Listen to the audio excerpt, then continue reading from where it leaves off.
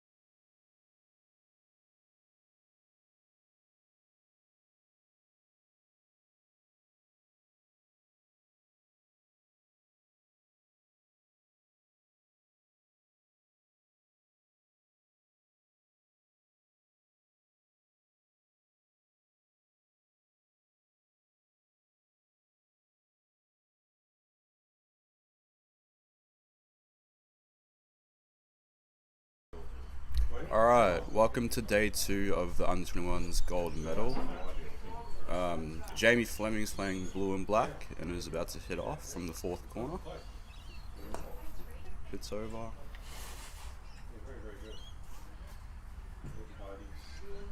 Nails position with the blue straight in front of hoop 1. Let's see what Ethan's response is going to be with the red ball.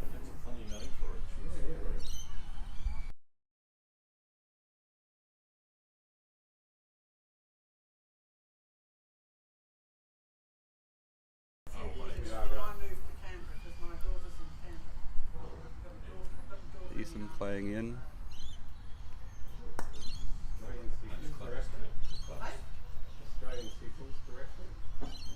Goes past blue on the short boundary side. So he'll have to hit in with yellow to get blue out of the way. And Jamie playing with black.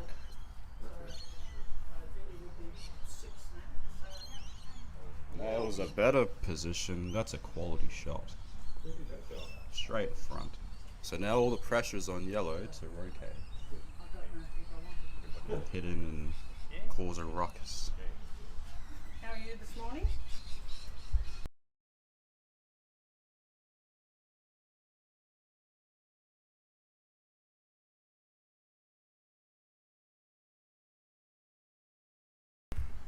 Alright, Ethan hitting in with yellow. Him choosing to opt to position in because black has blocked the shot on the hoop of blue.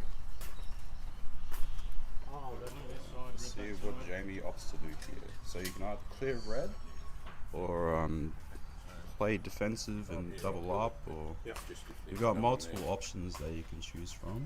You can either play aggressive or play defensively and block black, or opt to run or do a jump.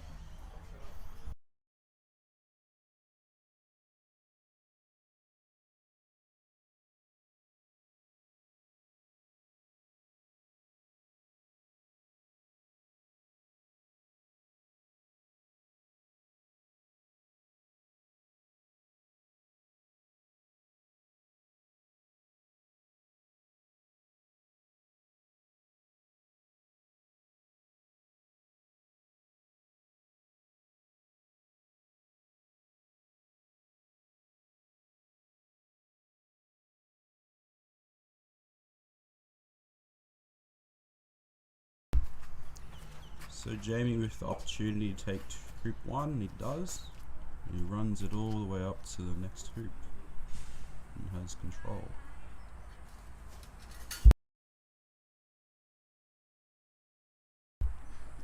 Yellow playing up is the first opposition ball.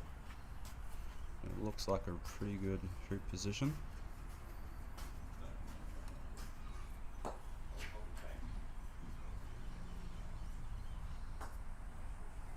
Soon we'll most likely see the clearance on yellow by black if it's not blocked by the blue ball.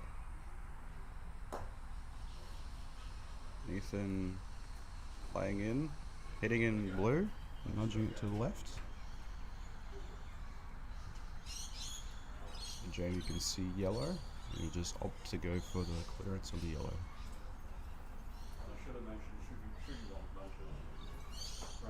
Good shot.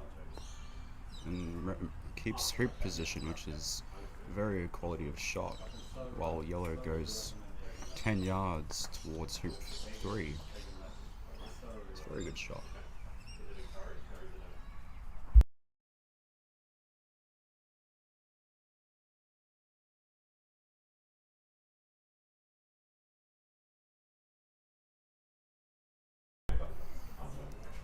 Ethan here attempted to possibly hit black and make blue run the hoop. Nope, he's opting just to position back in and cause more pressure.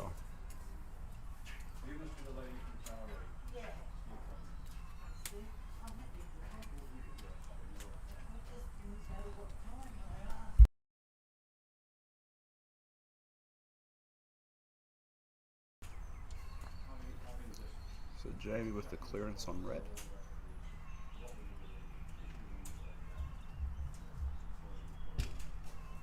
Ooh, a bit of jump from the blue, but he gets the job done. This puts pressure on the black, or the red, sorry, to hit in and put pressure on the black ball.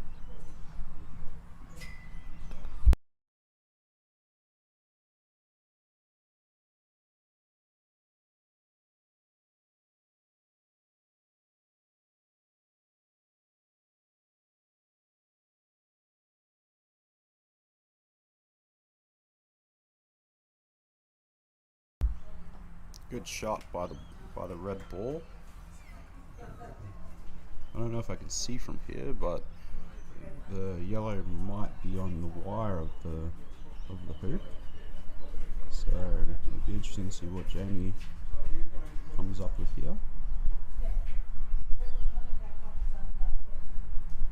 So it's just either a position or a very slow roquet.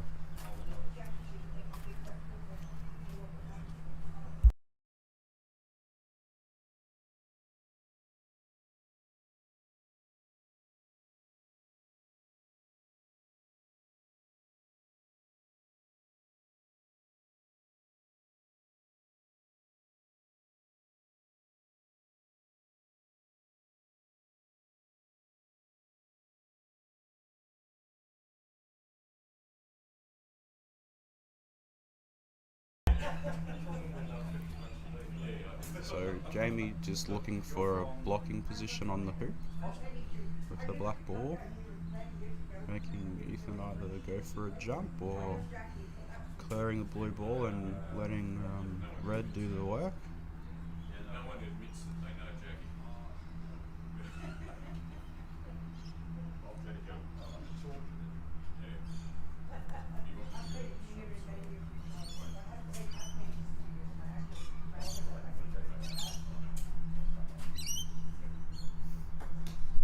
And he fails the jump.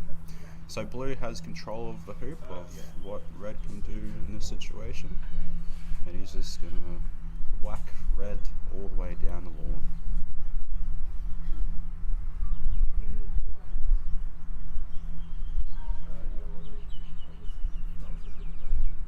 Shot.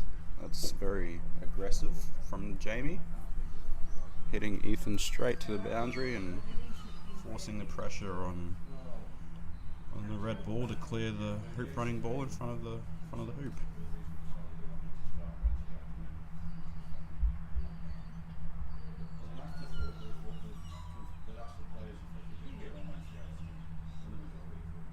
Ethan stalking red, ready to hit a longish roquet on the black ball.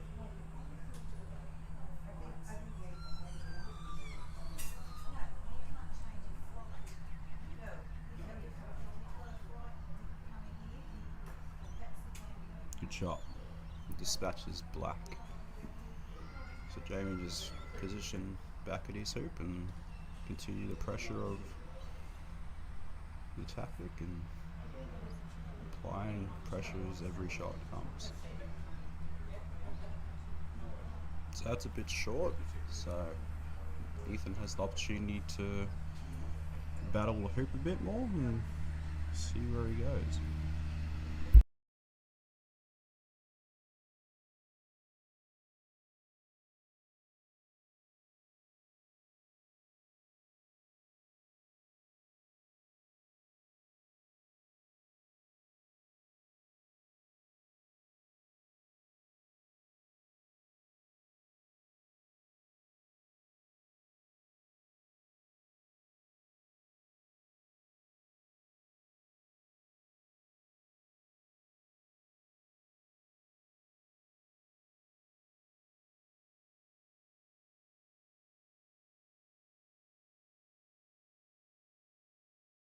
So red with the clearance on black, I presume.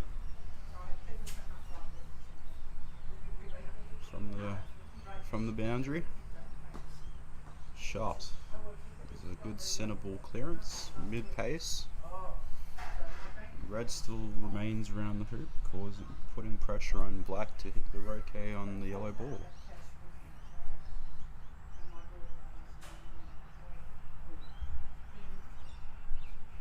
So Jamie lining up with a massive cast. And he swings. Oh, and he gets it. What a shot.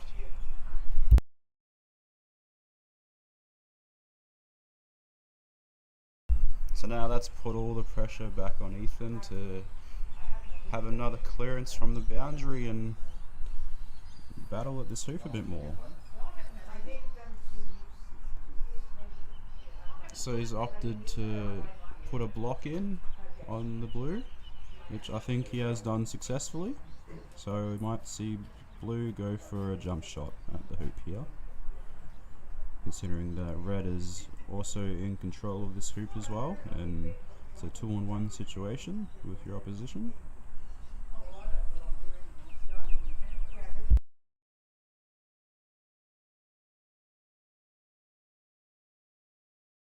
And it hits the top of the crown of the hoop and bounces away.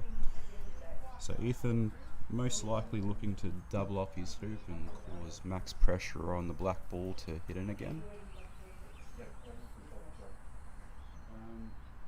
You might look for a wide position with yellow, possibly.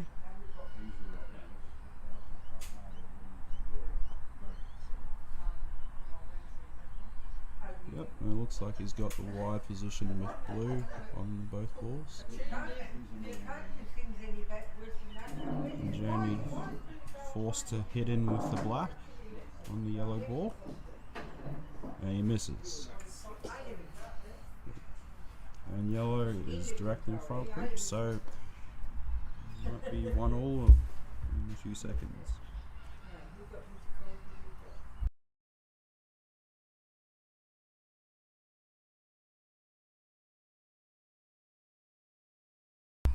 So Ethan lining up his hoop stroke.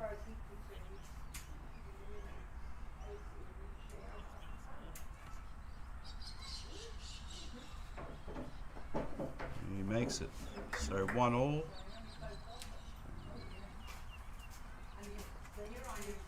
Blue ball first to play over to hoop 3.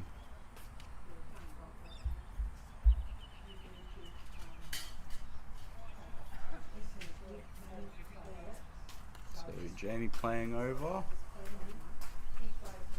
Looks like it's on the edge there of the distance you can make the hoop from, the angle.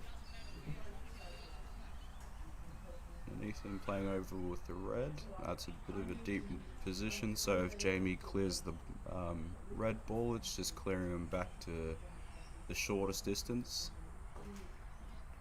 And black's a bit short coming up to the hoop there. So we got yellow playing in. So if he gets a good hoop position here, he'll have firm control of hoop 3 here.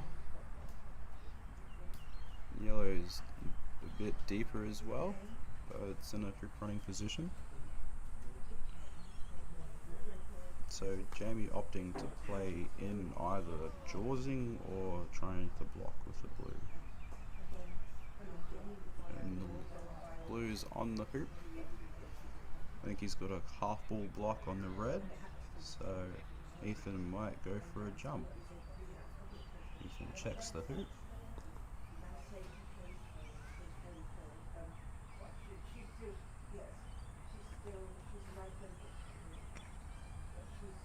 Lining up the jump.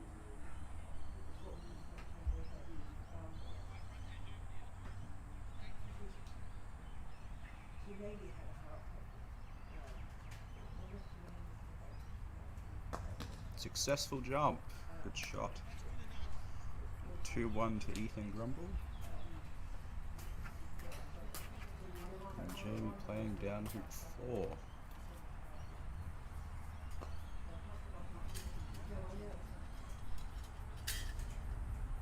It's a decent position, about 3 yards out. These blues the problem. He's smack bang on that hoop and he can only go sideways with the blue. Ethan's playing in with the yellow, goes past the black and gets a bit more room on the hoop.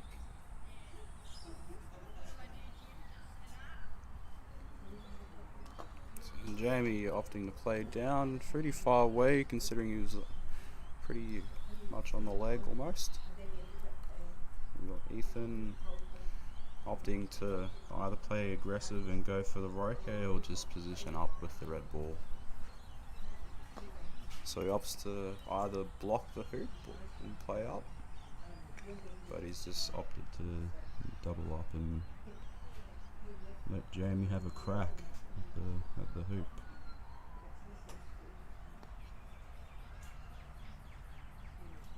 So Jamie lining up his hoop with the Solomon grip, nice and fluent.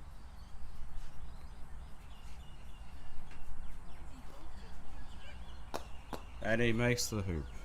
What a good shot.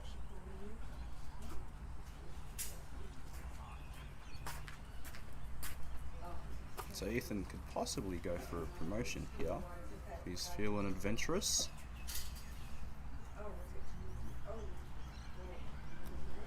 He's just opted in to play first ball, and it's gone a bit past it.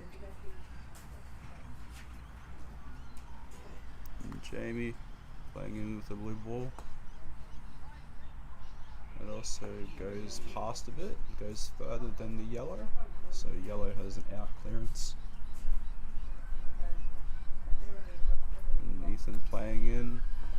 It's a bit better. It's on an angle a bit, but it'll do. And Jamie opting in to play in.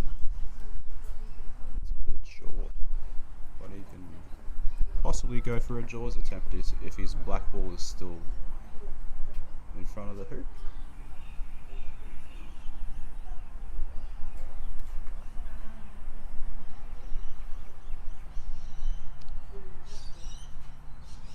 So controlled roque with the yellow on the blue. Shot. Sends it all the way down to the boundary here, just in front of us. And Jamie is faced with a clearance on the red ball.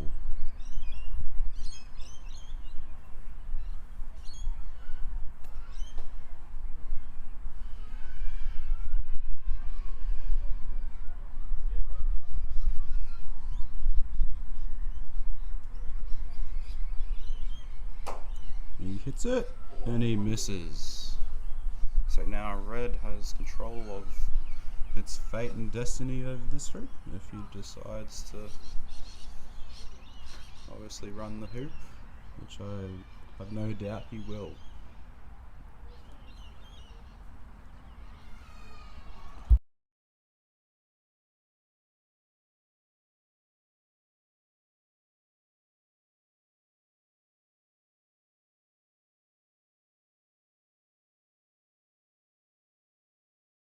And Ethan gets rejected. Hoops are fighting back. And Jamie here with an possible in-off. And just straight hoop attempt. Oh, shot with the jump. Those shots can be a bit iffy sometimes. Depending on the tolerance and width of the hoop, they can sometimes be very difficult for players to successfully get the hoop. So yellow's played up. Looks like it's got a decent position about 2-3 yards out in front of the hoop. And Jamie's playing in from around corner 3.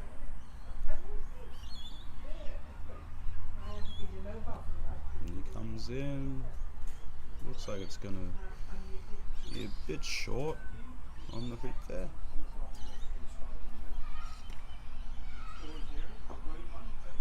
So Ethan just opting to play out max distance from the angle that he can get the hoop from.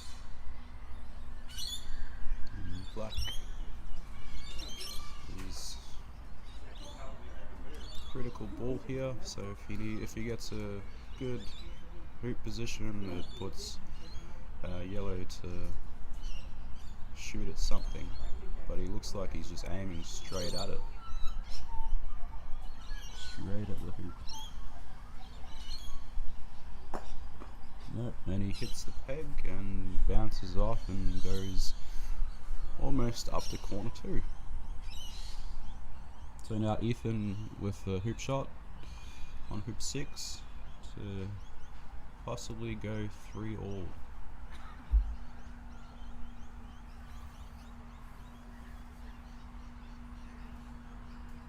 Taking his time, going through the motions, and he gets it. He runs it all the way down almost to the opposite boundary.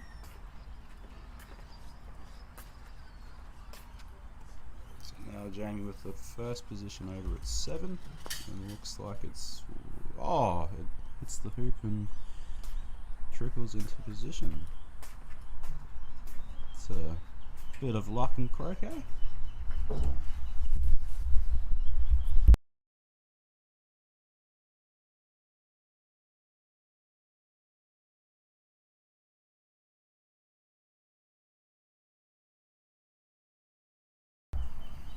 So red positioning in as well, just behind the blue ball.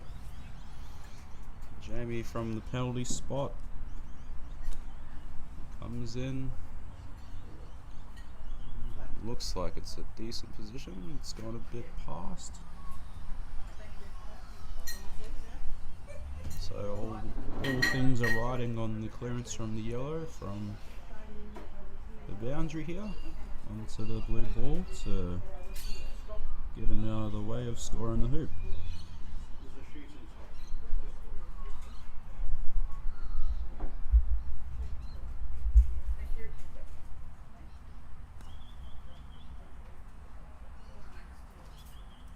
So Ethan with the clearance, he gets a double clearance. What a shot!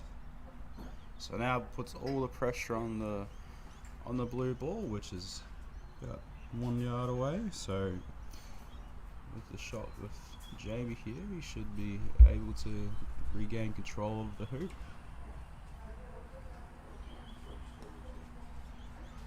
If he gets a good ratio with his shot here, it's a good shot. Sends red all the way to the middle of the court on the boundary there.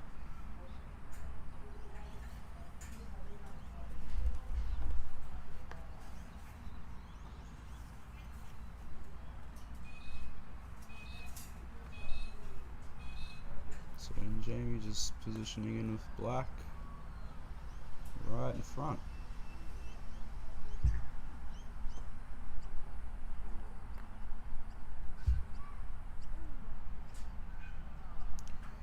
Ethan playing the yellow ball. See which ball he potentially rotates.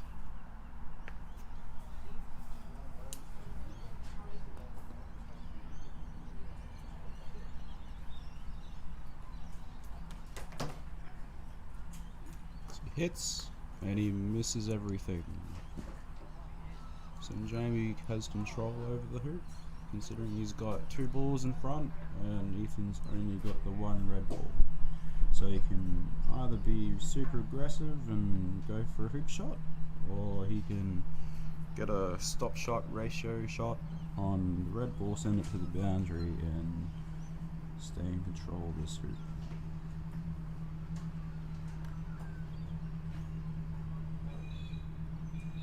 So he gets a good shot there, with his blue only travelling not even a yard after hitting red, and red's gone straight to the boundary. So Ethan's faced with a 7-yarder to hit black to stay in the battle. Stay in the battle of the hoop. So he's lining up his shot, stepping over the pipe.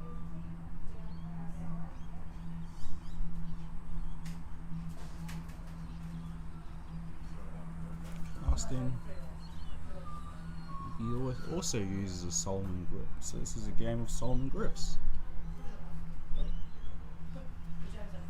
He strikes the ball and he misses.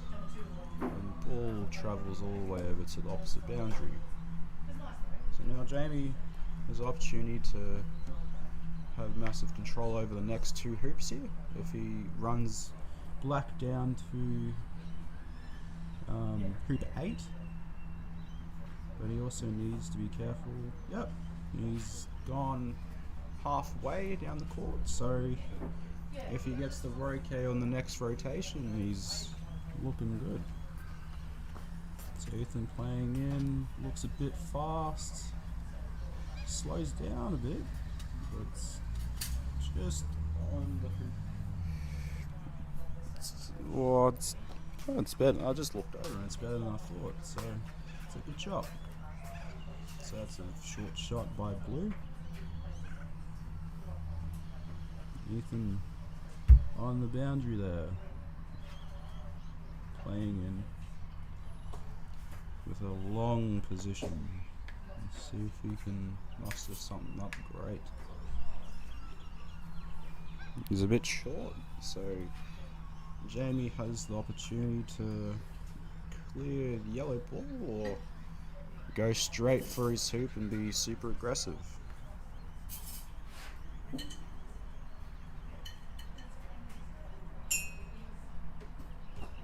So he's gone for a slower shot and he's gone in between the hoop and the yellow ball.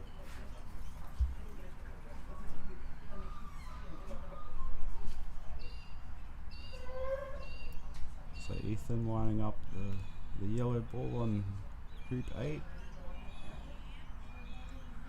Taking his time as we get to see a beautiful Solomon grip, and he just sticks in the hoop and it just stops. So Blue's opting to hit red because red obviously can do a rush peel on his partner ball and send yellow through to score the point. Oh, beautiful shot. Direct center. So black can obviously clear the yellow ball, which is the ball that plays next after black, and he can continue to battle the hoop. Very smart thinking by Jamie there. So Ethan's either faced with a roquet on the black, or he's just gonna position in with the red ball on the hoop. So he's opting to play in with the red ball. It looks a bit mid-range, but that's alright. So black faced with hitting the yellow ball out of the hoop here.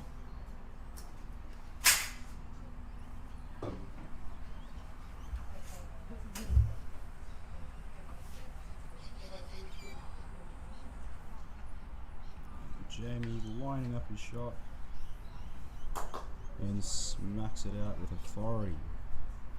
But his black's gone all the way over to the boundary on the right. So it's gone 20 yards, I'd say. So Ethan has control of this hoop with both balls when he positions in here. So Jamie's faced with a bit of a dilemma here.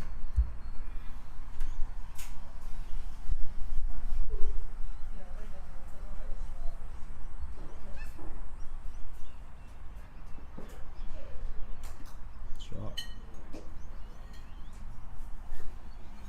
So red and yellow are just gonna play defensively and just keep on positioning at the hoop. Causing Jamie to be the aggressive player at this hoop and try and win his way back into it. So positions in, looks like a good position. Got a double on his hoop so he can have a free shot with yellow. If he misses, there's a bit of consequence by the red being hit away by the blue, but it's not immediate hoop loss. So Jamie's rotating with the black. Hits in, and he hits yellow. Great shot. Been some really good quality shots by these two players today so far. So let's hope we can continue with that for the whole tournament. So yellow's faced with a roque on the blue ball, or is just going to position in and keep pressure on, but I assume he's just roqueing the blue ball.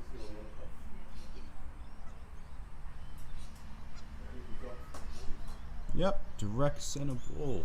And he sends blue over to the middle of the court. And Jamie's faced with another decent roque. 10-11 yards. With the massive fluent Solomon cast. Hopefully he stamps his authority. With roqueing the red ball. Shoots, and he hits in again. Good shot.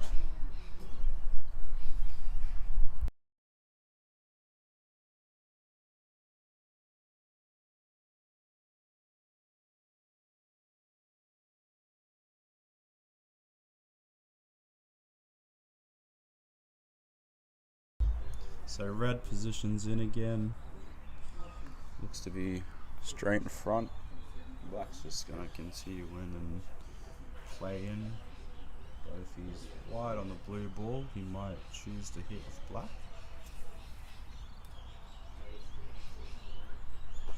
And he's just positioning in. It's going a bit far. So Ethan playing the yellow, just positioning in. Creating a 2-on-1 on the black, so it's gone a bit far. And Jamie attempting a clearance with the blue and the red from almost corner one.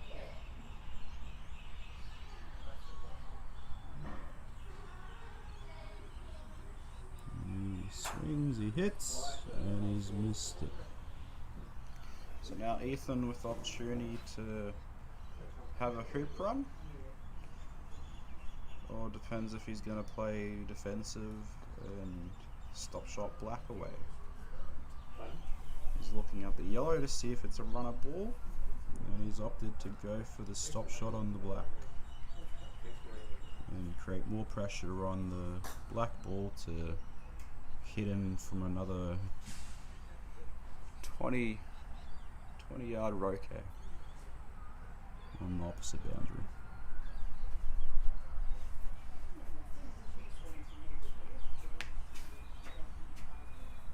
So Jamie just coming back in, marking the black in.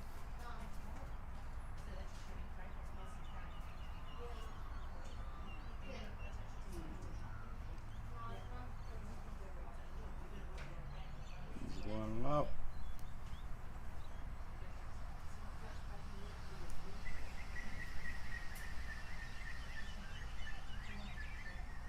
And he hits, and he misses just by a fraction, and it bounces over the pipe onto the other court. Let's chuck the ball, and yellow with a hoop run attempt on hoop 8 to go 4-all. I mean, if he gets the jaws here, that's completely fine. I mean, he can still control the hoop, but he's opted to go for the hoop run. It is successful, and the blue ball is all the way up near corner 3. That's where Jamie has to position in front, but it's offside, so Ethan might opt to put it in an offside position or leave it there. So Jamie's walking all the way up to hit his ball.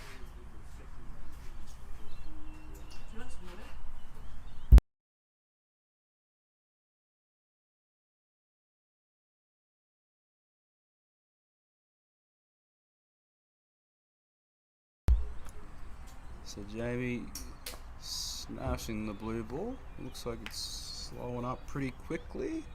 And it's a very good hoop position. That is a very good shot.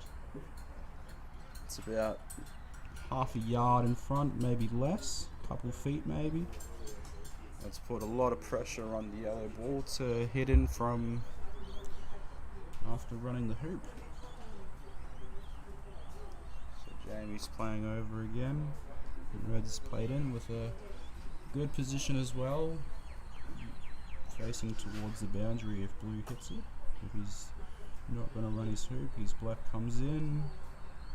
It's going a bit far, so yellow has the opportunity to turn back the game with this shot. So if he hits this and red runs the hoop, he's in the hot seat. So it's a lot riding on this shot.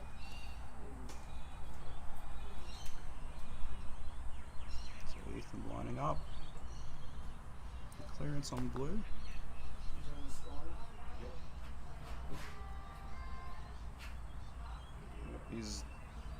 He's taken his hat off. He's maybe not like the feeling of his hat on his head, so he's just gonna re-stalk and readjust all the motions to achieve the shot he's about to hit.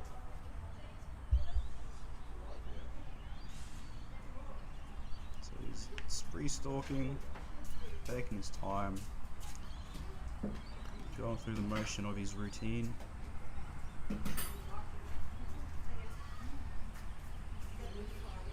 With a couple casts, grounds his mallet, takes guard.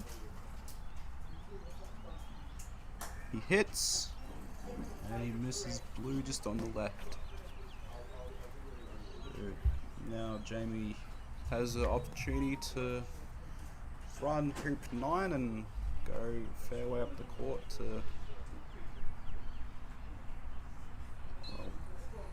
control hoop 10. If he scores these two hoops, he's in a very good position to win the game. So Jamie lining up his hoop. You just take care of all your routine. If you're not confident, re-stalk. And he hits it and he runs the hoop.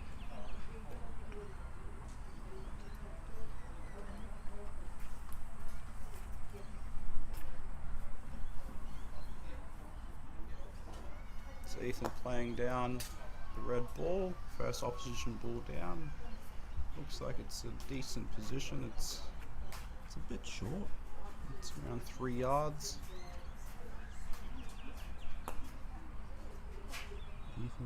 Jamie, he's coming in with the black. It's a bit more of a stronger position.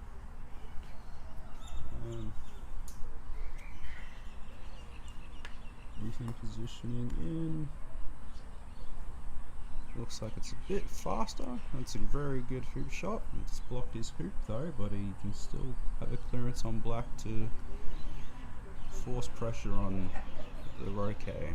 So Jamie's opting to hit in with the blue onto the red, I presume. So he hits, and he hits the red ball. Good shot. So Ethan has a bit of pressure here to either double up his hoop and gamble on the hoop shot with black, or he's just gonna take the black and run with red and putting pressure on Jamie to hit with a black ball.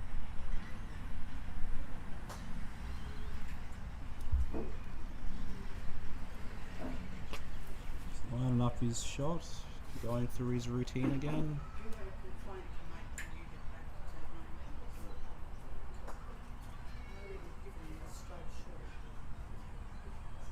Roquets, and he's missed the black ball. So Jamie has either got the chance to run the hoop, or he's going to play defensive and battle the hoop out by doing a stop shot on the yellow ball. So we'll see what he decides to come up with.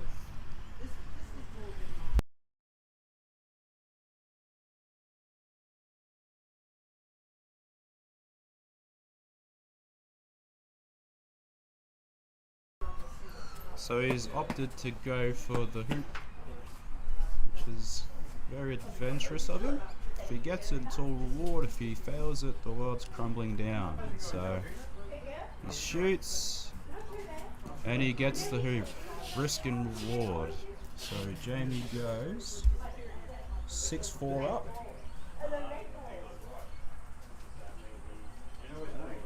Ethan positioning over at hoop 11.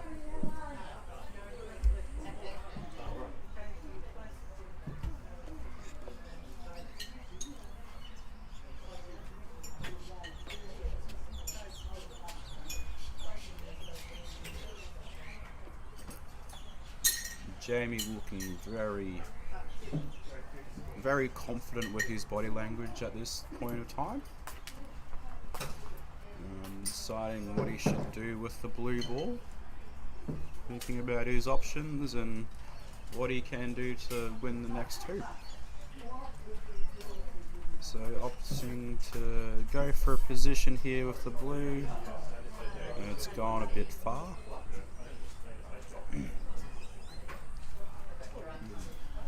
Red positioning in from the boundary.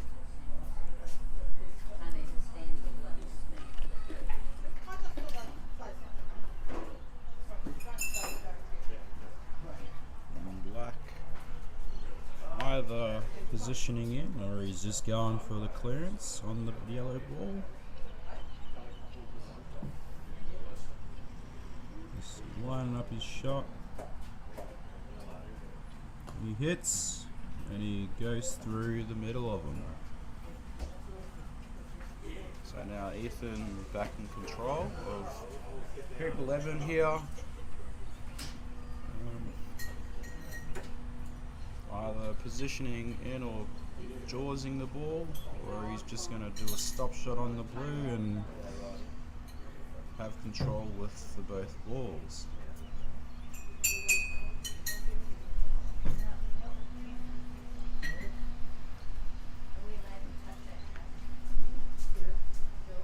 So he's lining up the ball. Gets a good shot, good ratio on the blue and the yellow. Blues come down near hoop 1, while yellows stayed around hoop 11. So now Jamie needs to position in with a deep ball, making Ethan either rotate the red ball or just position in front of the hoop. So that ball will most likely get stop shotted away, and red wants to keep hoop position with this shot, or he's just opting to position in or clear the yellow. Because there's multiple options that you can choose in croquet, which gets you the result that you want. It's different for each individual player. I mean, they can choose a different tactic to another player. Oh, he just runs the hoop. What a shot. I don't think he could run that from there, but apparently my eyes are deceiving me with that angle. So the score is now 6-5 to Jamie Fleming. So now they're going up to hoop 12 and possibly hoop 13. So Jamie playing in for the ball here. Black is a bit short on the left there. Ethan opting to go a bit deeper with the yellow. This needs to be the money position shot here. If he positions here, he's in good nick for the game here. So he comes up, and that's a good position. It's curved a bit, but he's still there, and it puts all the pressure on a red ball to execute the rotation. So you can either clear black or go straight for the money and go for his hoop, which it looks like he's going to do.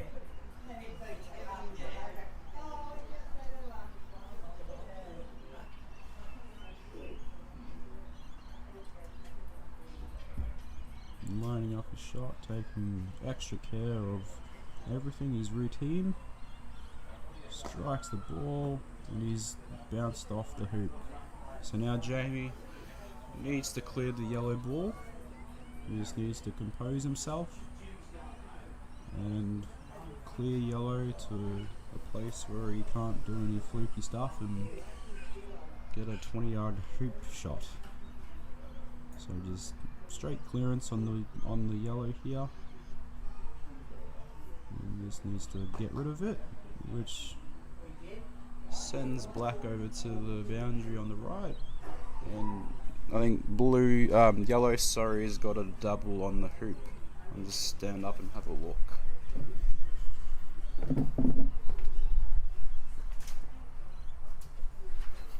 So yellow has a double on the hoop, so he'll most likely be sending a ball directly at us with the yellow to go to 13 and possibly win the game.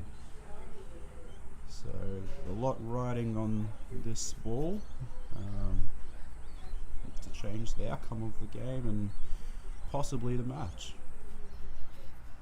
So he's lining up, takes the shot, and he just misses blue. Probably not even a full fingertip between the two balls.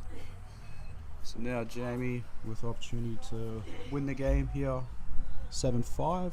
He just needs to keep composed with the pressure shots and just sink it through. So he just needs to compose himself, sink it through. Jamie Fleming wins 7-5, first game of a best of 3. And we'll be back with the second game and possibly the conclusion of the match. But good quality from both players, good moments. So hopefully we get the same quality in the second match.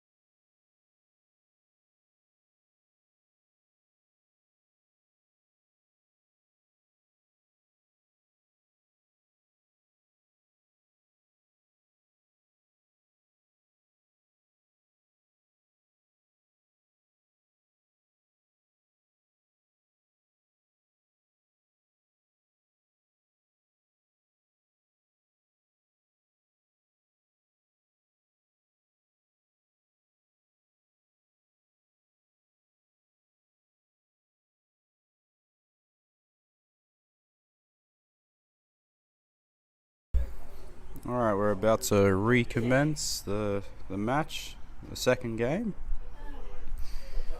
Ethan's playing in first because he's lost the first game. He's playing in with the red ball.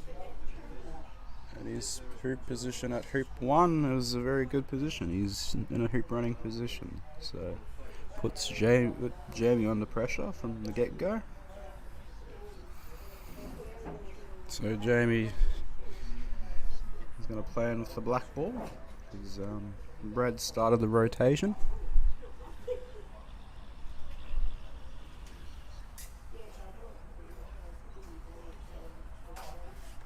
With the fluent Solomon grip cast, he plays in. He's on the money again. He might have maybe a bit of a block, but it doesn't look like it. Maybe just another half roll. He'd be having the block on the red ball.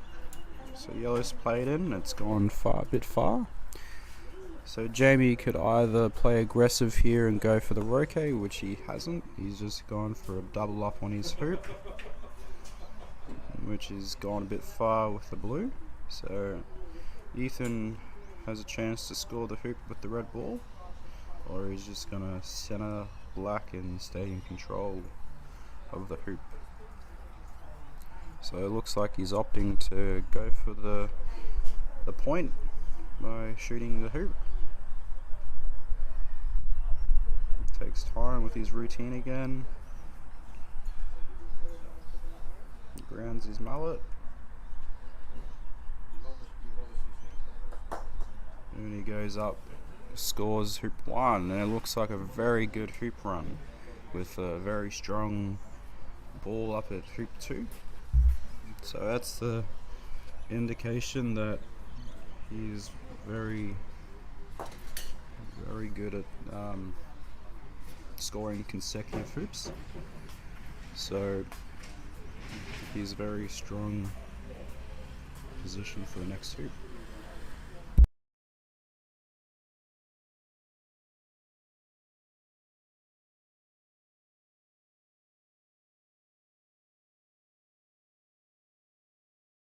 So yeah, very interesting things you see at croquet. Ethan recently broke his arm by I think he said something to do with a bike. So Ethan could fill you in all about his story with his arm. He's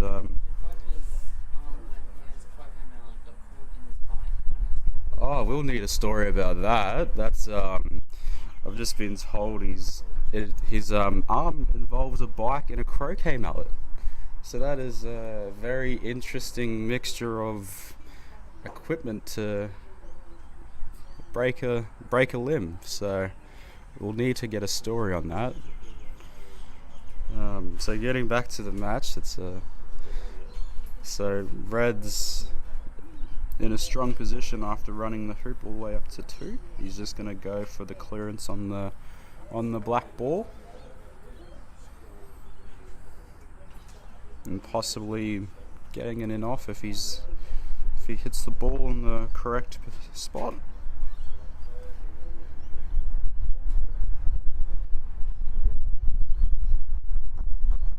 Shot came close, but it's just trickled past the hoop.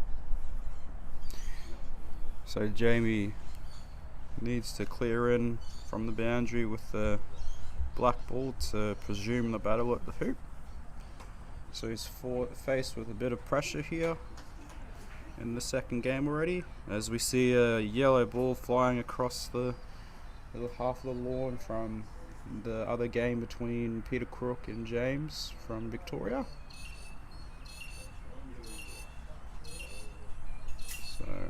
So Jamie here with the clearance as he swings with his Solomon grip onto the yellow ball. He hits, bit of a jump, and he goes past and comes all the way down to the boundary just in front of us here.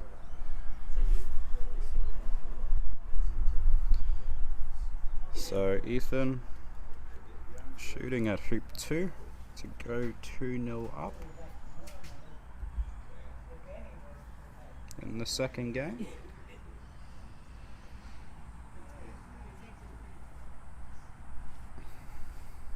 He lines up, takes care of his routine, strikes, and he is rejected. It just bounces off the leg and sticks there. So I think Jamie has a clear shot at the hoop, maybe. We're a bit we're on an angle a bit, so we don't have a direct line of vision of the play. But I presume he does. He hits and he goes straight through. What a shot. Didn't even look like it touched the sides at all. So it's red to play over first to hoop 3. So he's positioning over. Looks to be just in front, just in front, yep. And Jamie has to wander all the way down in front of the camera here to collect his black ball on the boundary here.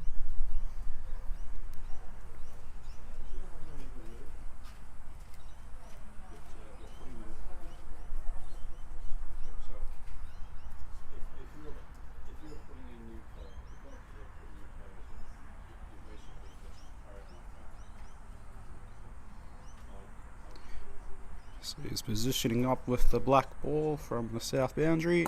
He hits up. Looks like it's got a fair bit of pace on it. Slowing down a bit.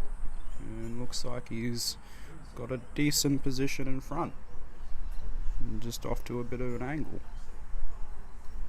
So yellow's playing over. Is this the third ball in? It's gone past the hoop. So blue has a roquet here on the red ball to stop it from scoring. So and change the innings of the game, because Ethan was the first one over at hoop 1. He scored hoop 1 and he's got the first position over at hoop 3, and he's swinging with his massive Solomon grip.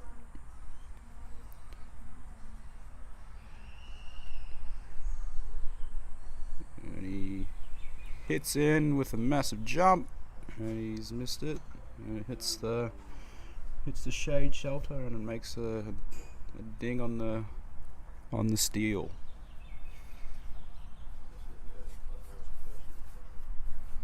And Ethan with a hoop run on the red on hoop 3 to go 2-1 up.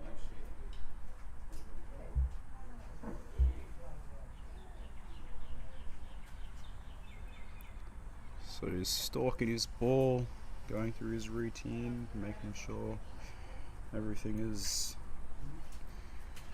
as good as he wants it to be.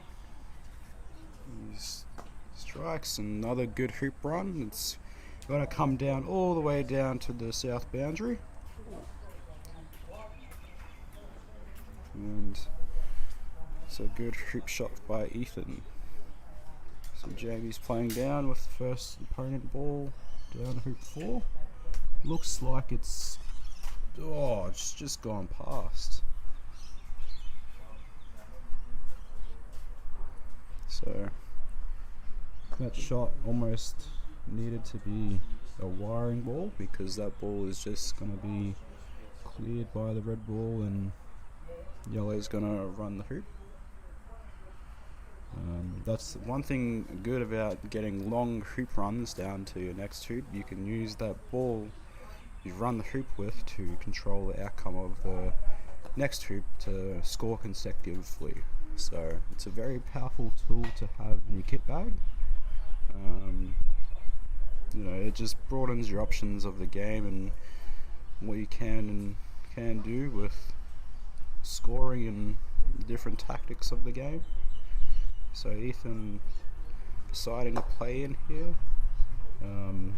giving the clearance on the black of the yellow, which Jamie is going to opt to take to send yellow down the lawn and put pressure back on Ethan to hit in with the yellow.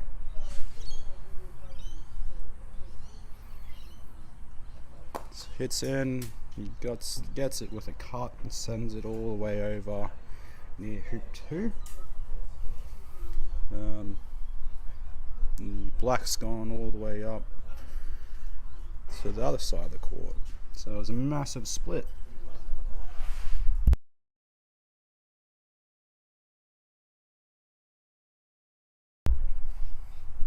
So Ethan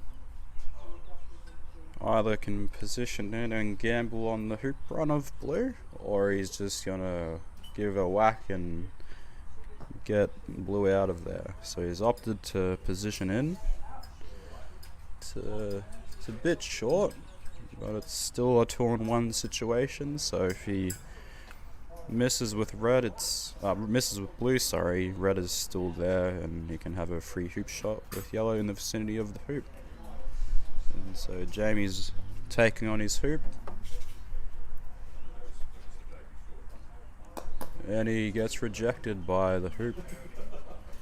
So this is where you need to stay composed in these moments, because if you let one shot affect your mentality or how you're feeling with the game, it might throw you off for the rest of the game. So Jamie needs to stay composed and keep in the battle while red takes on the hoop shot.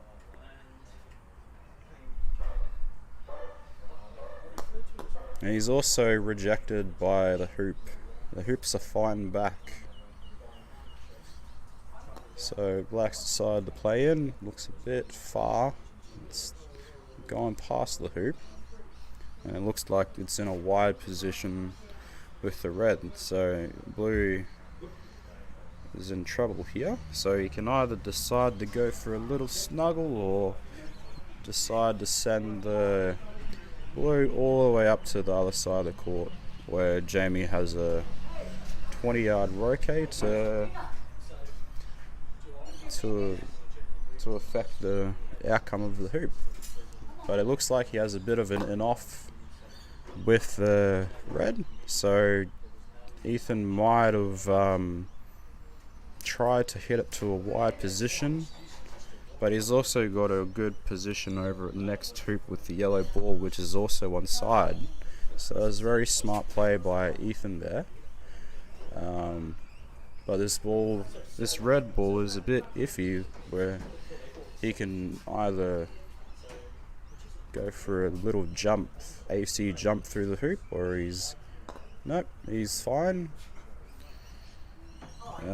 How we're saying with the yellow ball, it's onside, so he also has control of the next hoop if Jamie doesn't hit into a wide position with the black ball. Because if Jamie just hits in and it's a clearance with the yellow, Ethan has massive control of the next hoop. So black's played in, and Ethan will most likely go for the clearance on the black.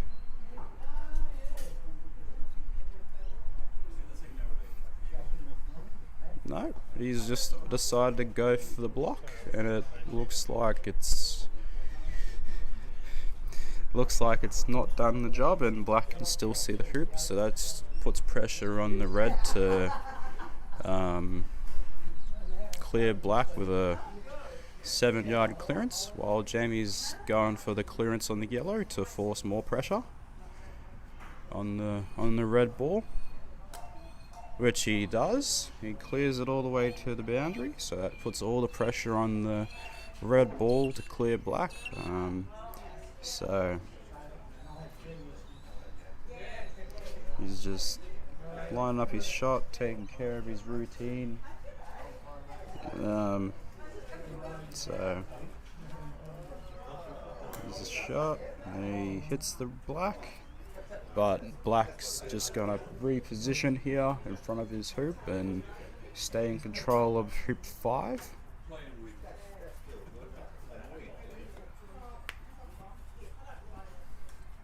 While yellow and red are on the boundaries. And Jamie's just positioned in. It's straight in front, hoop running position. While yellow probably positions in here and red clears. Or he can decide to be super aggressive and clear in with the first ball. But I presume he's just going to do a position and shoot. Yellow comes in, it's good position. Hopefully it's not blocking red with the clearance. So Jamie's positioning in, doubling up his hoop, and remaining in control. So a lot riding on this roquet from the red ball on the boundary here. So it's an important shot of the game. So he's going for the clearance on the black ball in front of the hoop.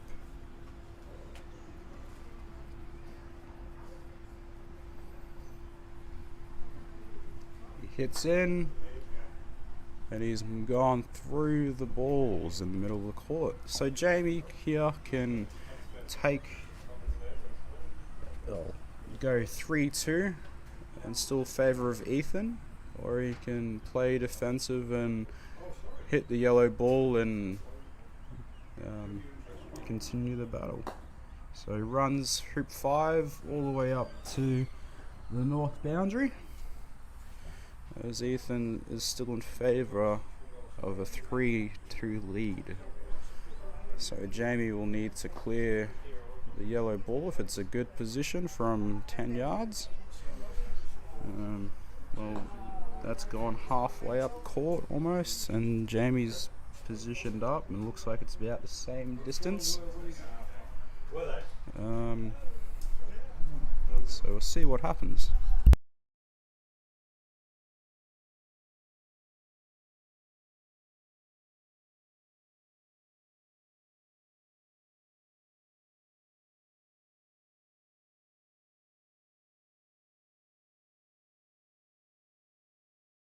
So red plays in from the boundary there. Looks like it's a good position by the red. So Jamie here's thinking here what he should do with this black ball, if he should clear or position or block. You know, you have multiple options that you can do with one croquet ball. So it looks like he's opting to hit yellow. So it's about a 13-14 yard shot on the yellow ball. He hits, and it's missed just to the right of the ball as it comes down towards us here. And you probably heard the hit on the pipe through the microphone. So just a simple line of play here. Clearance on blue, playing in rotation, sending blue to the boundary, and blue has to roquet red from the boundary, which is about 10 yards away or a bit more. Well, yeah, definitely a bit more because it's all the way over there. He's opted just to play in and let Ethan take on his hoop. A bit of a gamble here.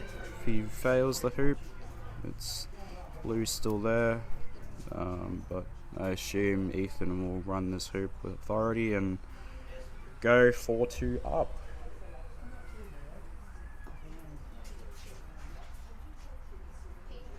So he just does that. He goes 4-2 up, and Jamie's just in front of us here with the black ball. He has to go all the way diagonally across the court to get hoop position at hoop 7. He's going left of hoop 7 towards corner 2. And yellow's playing in. So he's gone a bit deep there. So black only has the option to clear him to the boundary there. So sending him into a position where he can still hit in again with the yellow ball. but that's a good position from Jamie, possibly blocking the hoop with on yellow. So Ethan thought that was a good enough shot for former Roque from the middle of the court. So he's just going to clear the blue, possibly.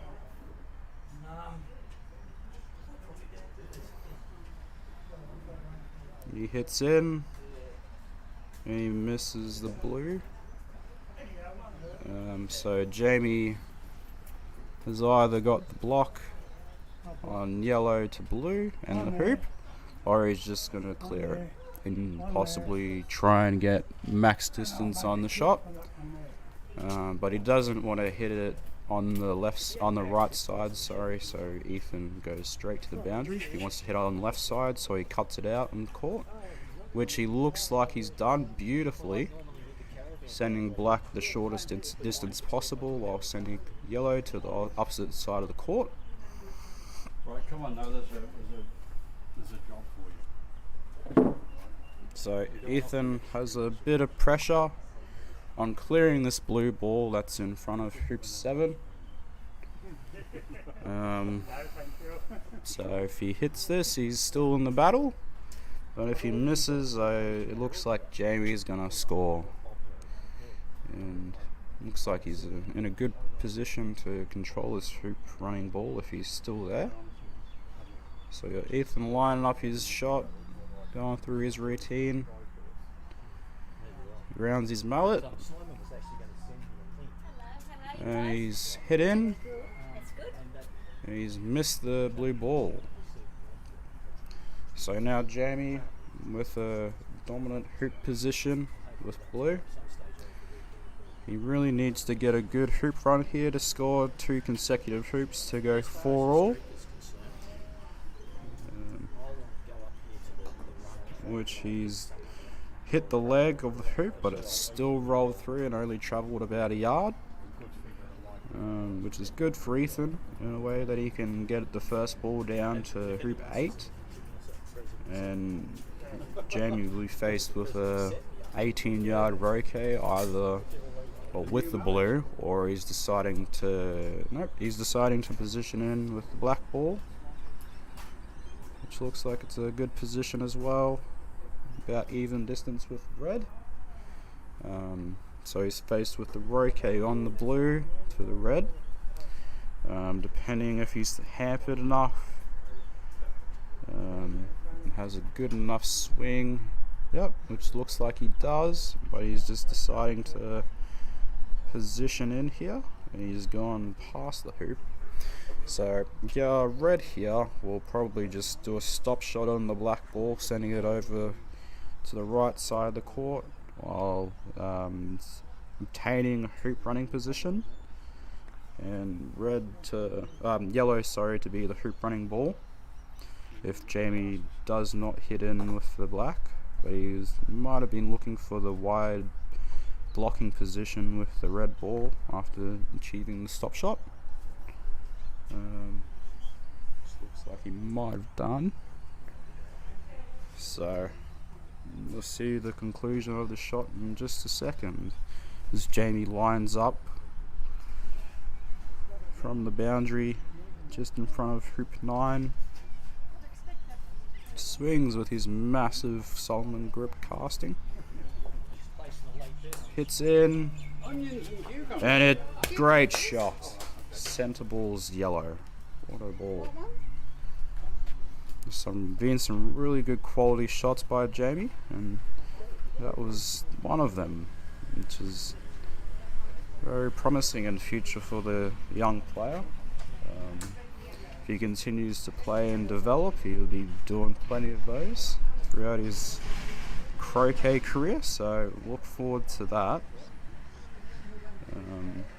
Because I first played Jamie at the under-21 Worlds over a year ago, or just under a year ago actually, and he's shown promising signs, like the quality of that shot and the ratio. So he's done a stun shot on the red ball while his blue's basically stopped a couple feet, while the red ball's gone all the way over almost to the opposite boundary, which is at least 18 to 20 yards. So it's a very good quality shot.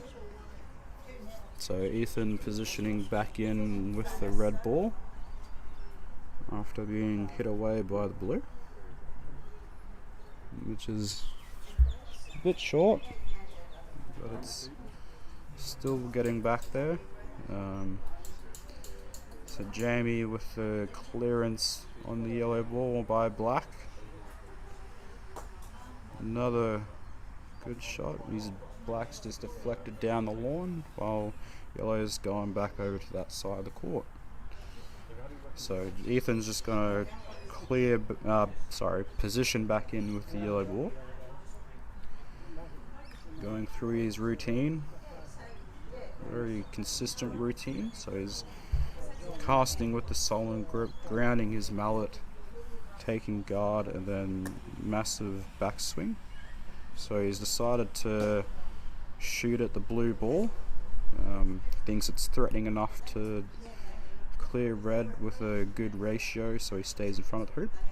So we see Jamie here with the shot, very aggressive, bit of air time from the blue ball, but red's gone all the way up to the other side of the court. So Ethan's faced with another long position to go back to his hoop that he's playing.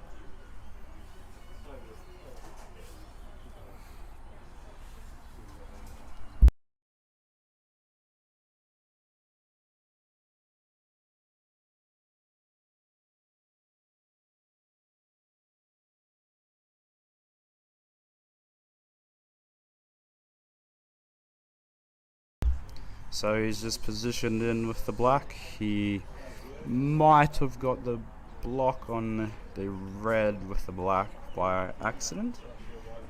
I'm not sure, but we'll find out. We'll see what Ethan chooses to do here. Most likely position in with the yellow, which he has. Looks like it's on the edge there of the hoop running position, but he could still jaws with the ball, while Jamie's just going to keep in rotation, and if he can see the red ball, he'll clear it all the way to the boundary, forcing Ethan to clear from the boundary. Another center ball shot by Jamie there with a good ratio, controlling the hoop, with Ethan playing a 7-yard roquet to dispatch black from in front of the hoop here. He's lining up his shot in consistent routine. A lot of pressure on the shot. So Jamie in the firing line to go for all if Ethan misses a shot, which he doesn't. He gets it. So Jamie's just repositioning here with a black ball, and red's gone to the other side of the court. So Jamie has decent control here if he just positions, and it looks like he's going for the aggressive shot and hitting yellow. So see what he musters up out of this shot. He clears his own ball. So Ethan is most likely just going for the jaws attempt. But another thing is, Ethan's other partner ball is onside at hoop 9. So if he gets this hoop run, he'll be in a very strong commanding position, which he has done. So now, from Jamie having control of his hoop, he's in trouble here of going 6-3 down, because red's already in front there, and all Ethan needs to do is get a controlled roquet on the blue ball and keep in hoop running position or just in the general area. But he has a massive control over the outcome of this game with the last 2 rotations or such. So Ethan lining up his hoop. I think blue is in a hoop running position, so it's a free shot. Takes a shot and he goes through. He hits the leg, but it still spins through. So now Ethan goes 6-3 up. Just after a couple seconds of battling at hoop 8, he scores 2 consecutive hoops and he's in commanding lead for this game. But that is a very good shot from Jamie Fleming there. He's in front of the hoop there, so might see Ethan shoot with the... Nope, he's just opted to position in, play defensive. Jamie's just playing in with the blue ball.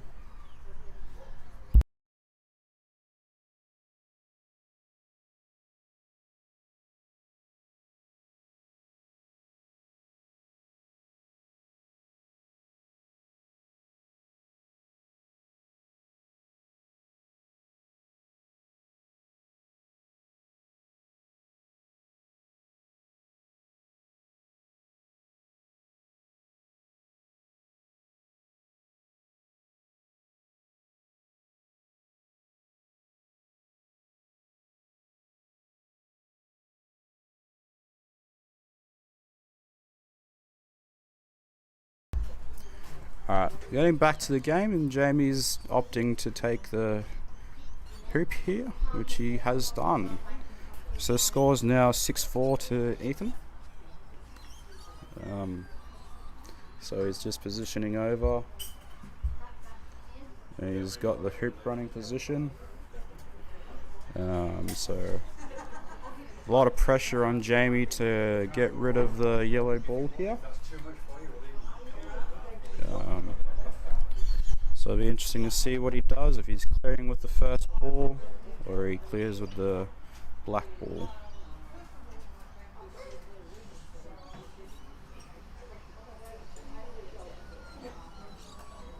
He clears yellow with the blue ball, the first ball of his turn, or rotation I should say. And red positions in.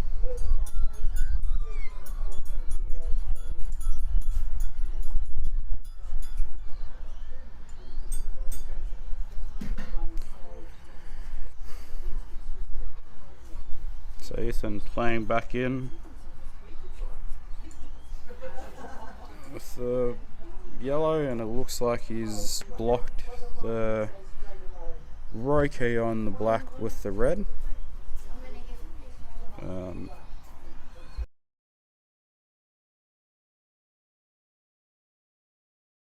So Jamie here either positioning or going for the aggressive roque. So see what he does.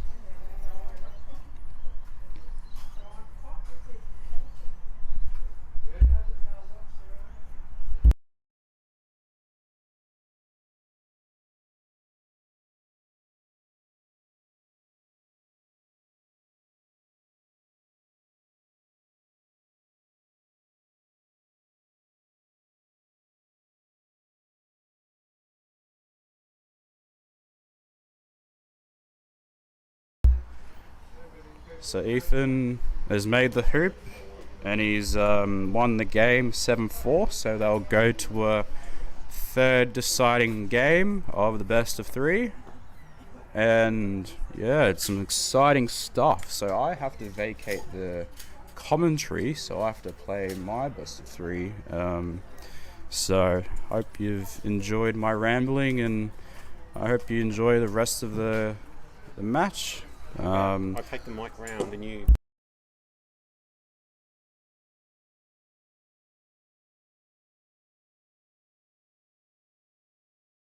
So thank you, I'll see you guys later.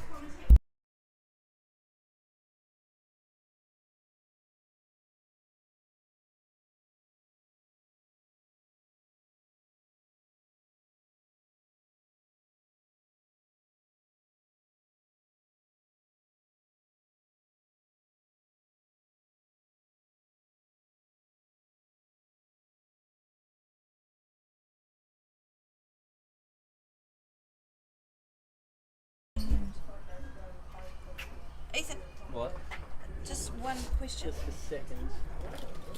Let me get some sugar in there. I might. And water. Yeah. Pair of newbies. We'll see how we go. Yeah. Okay, microphone on. Should be able to hear.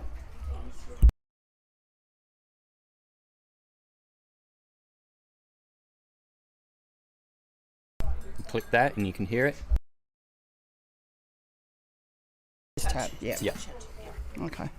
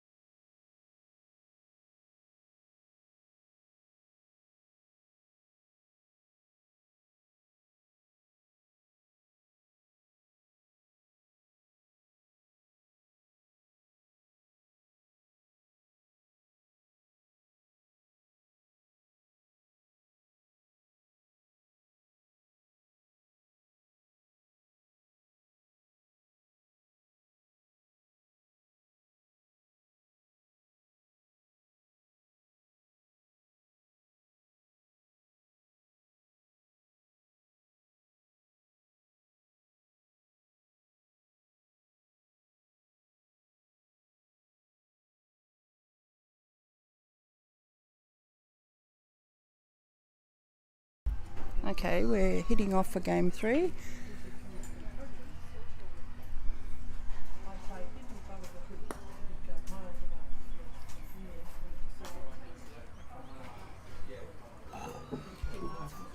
Excellent. We're on. Hi, Robin. Good things.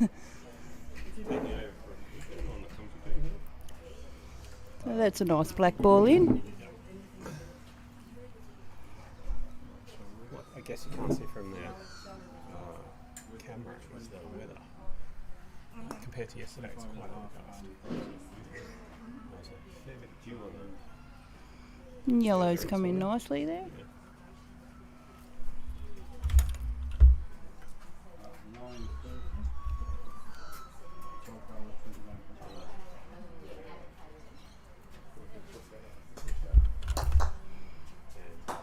Quite successfully, that is blue ball travelling. Not too far.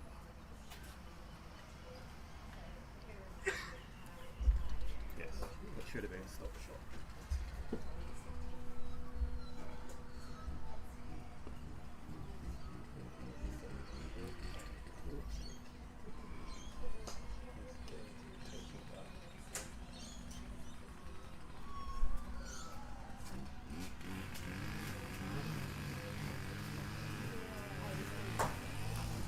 Oh, and there's a nice clearance by Ethan. Putting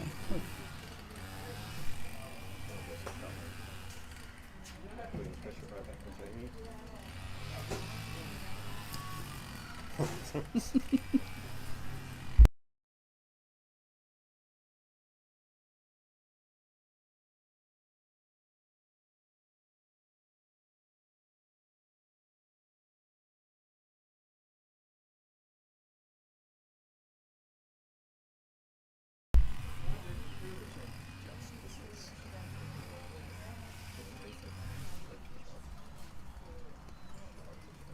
Okay, so we've been told we're a little bit quiet, so we need to speak up a little bit, yeah.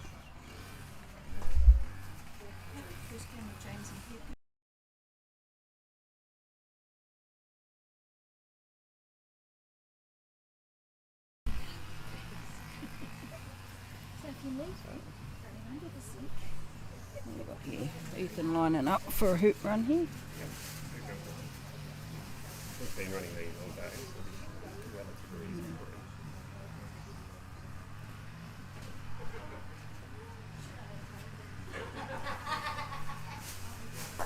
And there's a nice smooth run down, so that's 1-0 to Ethan.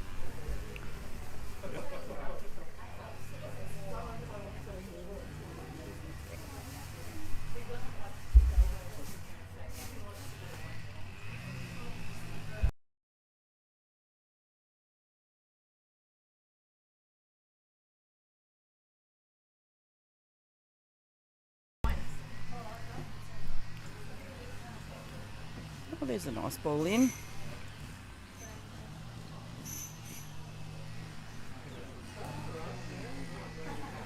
Jamie with his approach shots, doesn't line up, we just stalk the ball as much as other players do. Fun?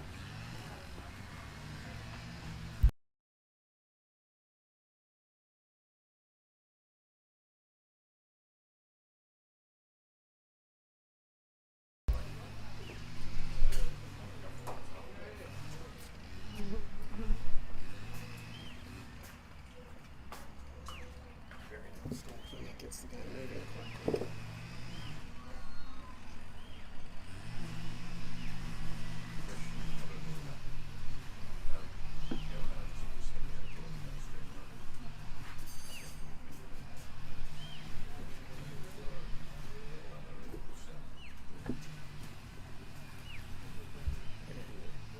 For an approach shot.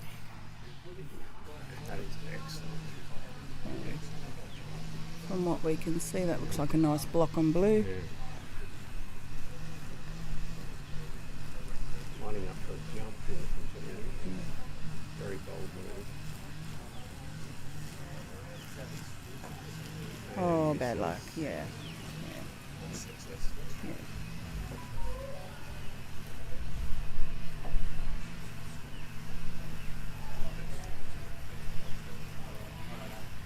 So we've got Jamie's dad here who might be able to give us a bit of background on Jamie.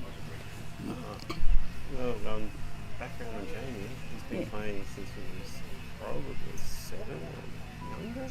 Yep. Thanks to his grandma. In the sport. And it's very much a family thing down in Tassie where Jamie's from. Yeah, so they've travelled a long way. They've come up. Yeah. Plays a lot with his cousins and in the school program that we've got running down there. And his long-time coach Peter. Just Probably watching a live stream. He was quite impressed with his first game, but not with his second. yeah. So unfortunately, the Ethan got rejected by the hoop. Yeah.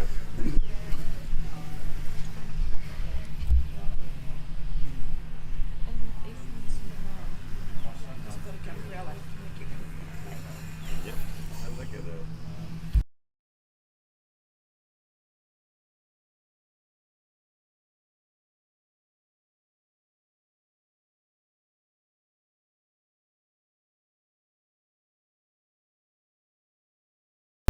So we've just fixed up Ethan's Gumball's name. He's not Gumbrella, he's Gumbrel. Sorry about that, Ethan. So we're pretty new at this, aren't we, Robin? Yep. We've just been thrown in the deep end and we're trying our best, so bear with us.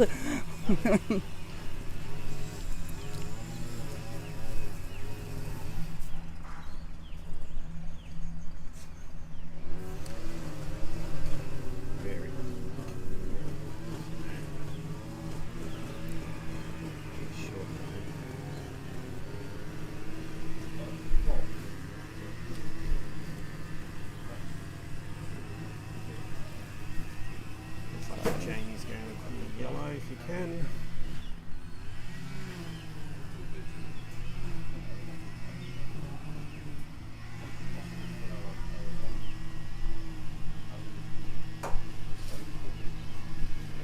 Ooh. Oh. Unfortunately, yeah. Yeah.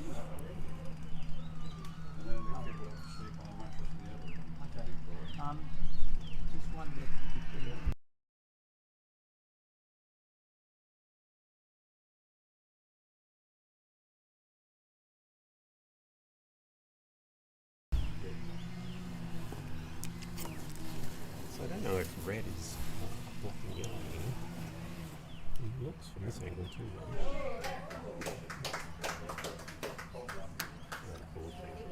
Yeah, it's a bit hard for us to see all the way down there to see whether red's going to go for a hoop or whether it's going to clear blue.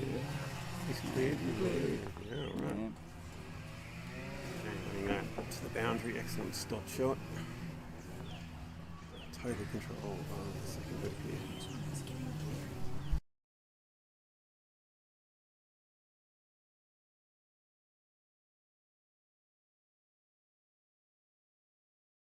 Well, you can tell me a bit about yourself, Brenda.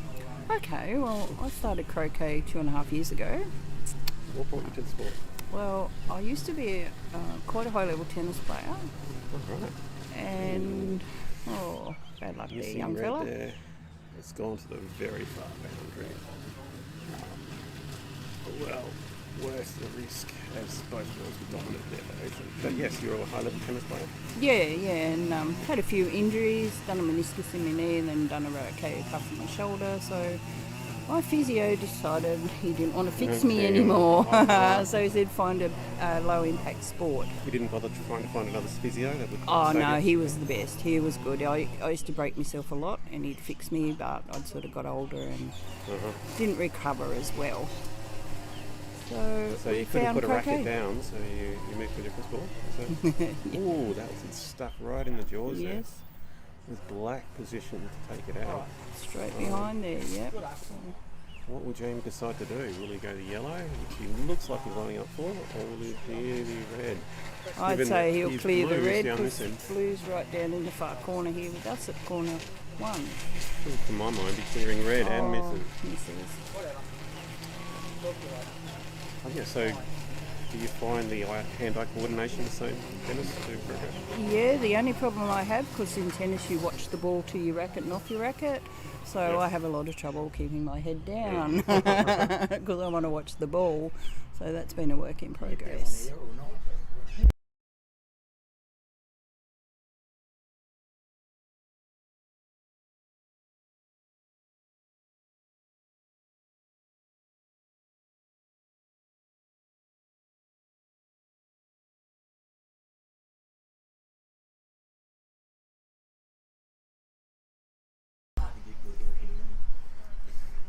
The crowd is up.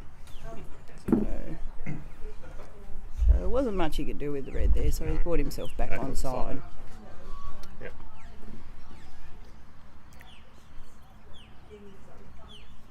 We're just working out whether that's all the way through or not. It doesn't look to be. And now he's There we go. So what are we now? 2-0. 2-0. Commanding lead here. We've got Trevor Black out there, who's our referee. Do we know much Very about good. Trevor? Like, his club is at Nelson Bay. Trevor's played for a lot of years. Very good player. Very good ref. And we'll say hi to Rod, Pete and all the Bloomfield crew there that are watching instead of working. They should be working. It is January. I don't imagine they've got much on. So Nelson, where's Nelson? Nelson Bay. So it's about 50 minutes out to right on the water. Oh right, you Newcastle. Yes, yeah. Right. And do they have a club down there? Oh, and that's a bit unfortunate. Yeah. I wasn't expecting that. He was looking to put Black to the boundary. Saved by the gates, Jamie. Looking to control this with this shot, and so. Oh, has he put a block on though?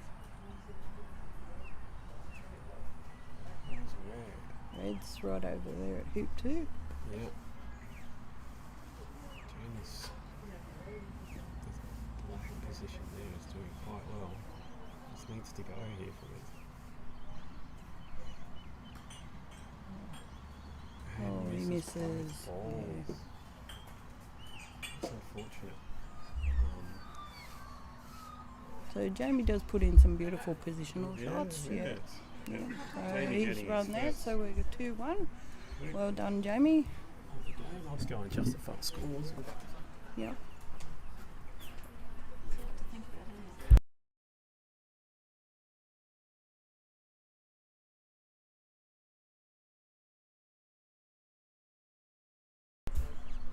So Ethan's run the ball down. Might be a little bit off to the side, a little bit long.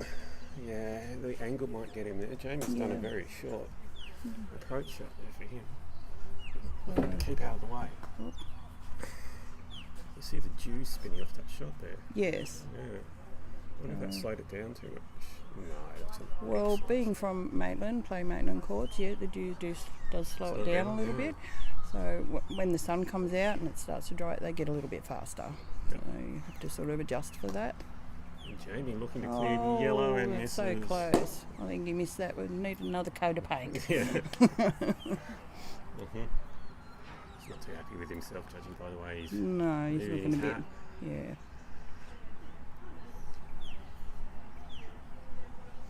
Is that-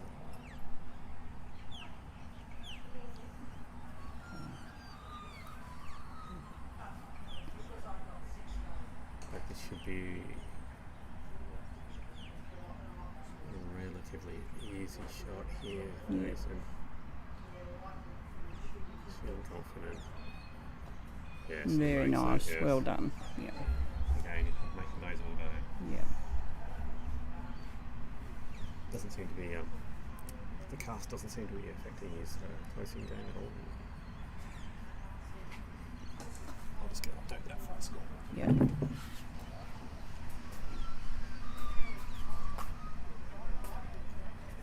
So blue was a bit short there. Red's gone off to the side in a defensive position.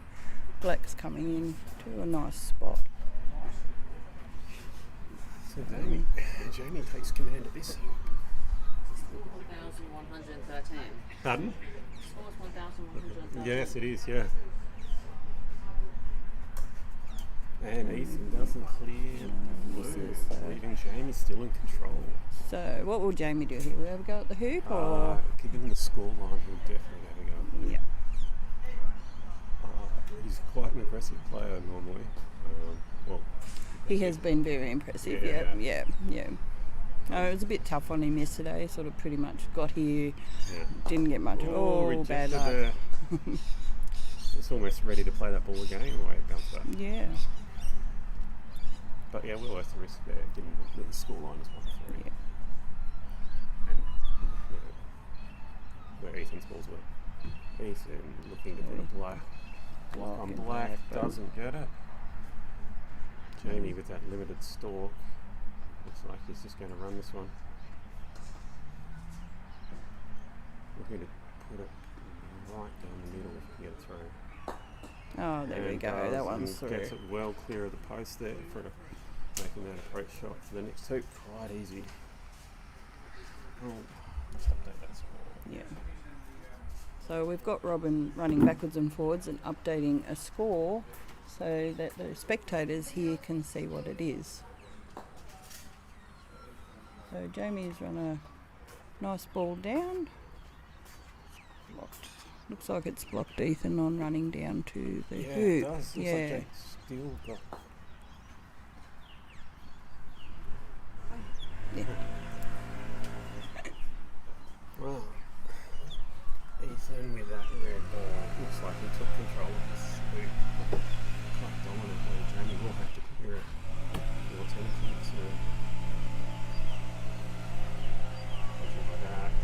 Jamie's going to put it down the shot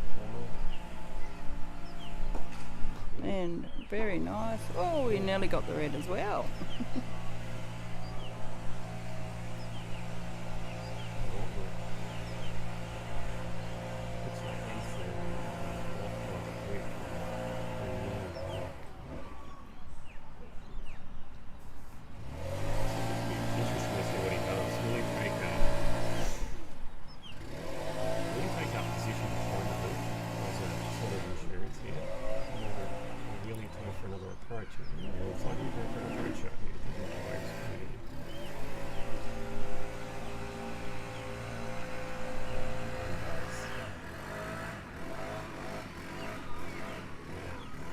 So what are we doing here, Robin? Are we jumping, clearing? That's not a jump. That's There we go. red. Yeah. So, yeah, you would know what position he's, what he's going to do, by how his swing is, and he's. I've watched him for a number of years. Yeah, just a few. So yeah. Now, this is a question. He obviously thinks he's got this. But he'll probably end up gating it, to be honest. From where we can see it, Yeah, we so are, he's see? jawsed it, yeah. So this is not beyond this jump shot here. We're seeing him do this quite frequently. He's going to go for it. From our angle, that looks almost perfect. Yeah. Pretty much straight in front, doesn't it? Oh, it hits his leg. Now, what will Jamie decide to do? Will he take blue for a ride, or will he push blue? Oh, no, sorry. Will he take red for a ride, or will he push black through?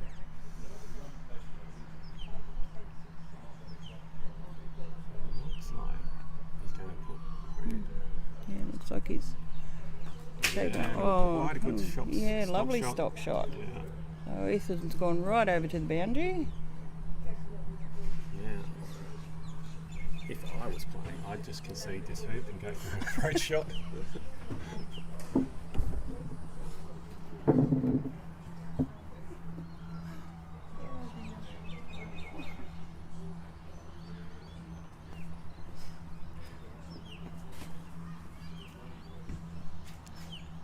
Sure.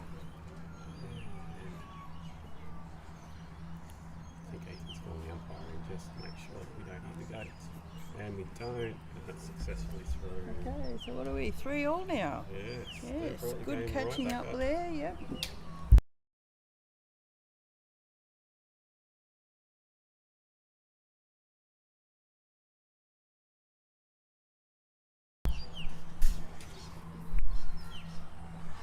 Oh, so is that?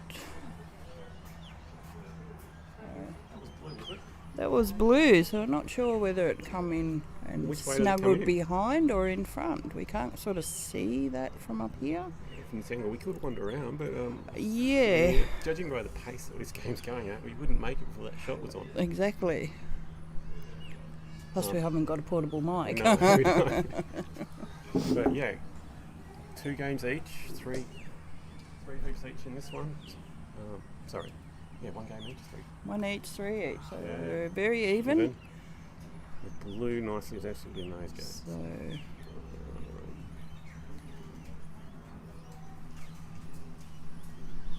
So, quite a tricky situation here.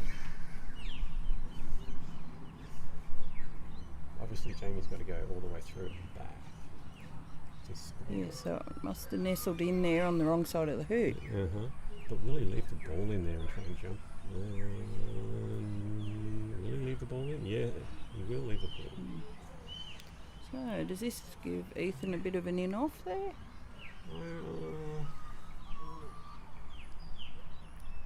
No, it looks like he's going for a jump. Oh, there's a ball coming through. Well, that's a bit unfortunate. Yeah. So, a bit of bad timing there. I think that might have been Addison from the Yeah, other court. Yeah. Highly likely there. And it was. Right. So who have we got playing on the other court? We've got Addison. Who's the other young fellow in the green shirt? James Romboy. James Romboy. Okay. So they're over on lawn 1, but we're watching lawn 2 here.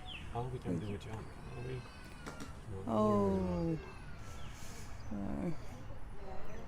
It's still. Maybe Jamie's black. It's on the boundary. He's having a yeah. real So good he's think having a about it. good look there. So maybe it's on the leg, do you think? Yeah. I think it's still on the leg. Yeah. Mm. Yeah. It could be blocked. Yellow could be blocked. Yeah. Will Jamie's stance. Yeah, he's going for a clearing shot because he's Yeah. not. So I was like, what's he going to do, Dad? He's looking to put a ball to the outside of the boundary. Yeah. Try that swing. And misses, unfortunately. But I suppose we'll find out shortly if yellow is blocked. Uh-huh. Croquet can be so cruel sometimes.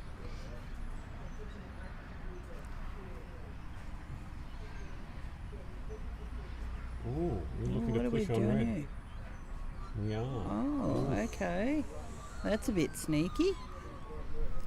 So Jamie. But I don't think it worked out what he wanted there by the looks of Ethan's face. I think that's still nestled too close to that leg to get through. I think Jamie will be looking to put yellow out of the picture. Unless. Yep, he's having a bit of a zen moment there. Yep. He's going, he thinks he can get it through. Okay.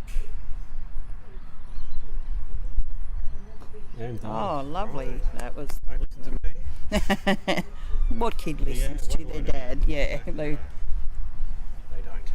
They don't. we know nothing.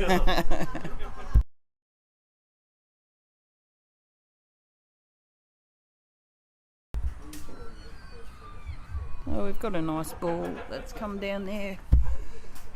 But Blue's sitting right there to pick it off. Yeah, but well, Yeah. no, that See was what- right, wasn't it? Um, Oh, they were saying one ball on the other court. yeah.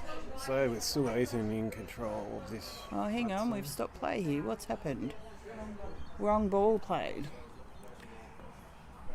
Ooh. So Trevor's getting his And the rule book out. Yep. Want to make So sure everything's I right. think Ethan has the choice here, doesn't he? Of what he wants.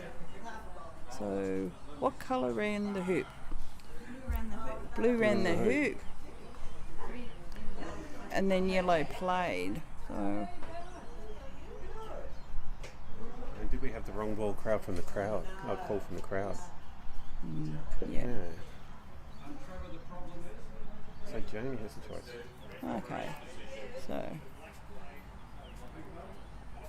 So they're just going to sort this out. We might have a short break and have a drink.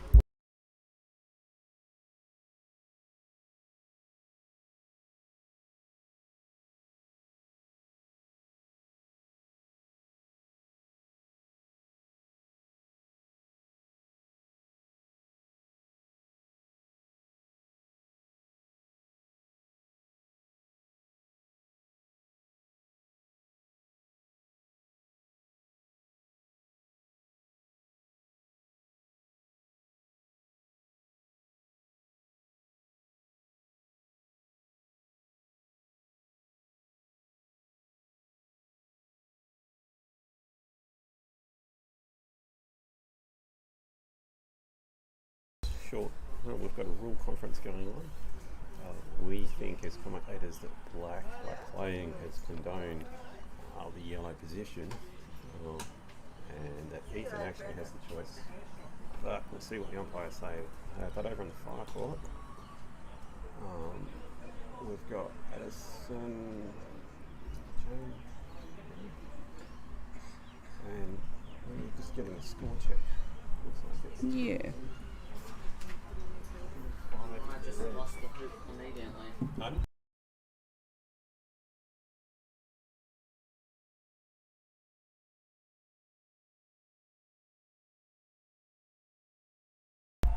Over on the far lawn, James Romboy is playing Addison, and the score is 5 to James and 2 to Addison. Yeah. So are they on their first game over there? On their first game. Yeah.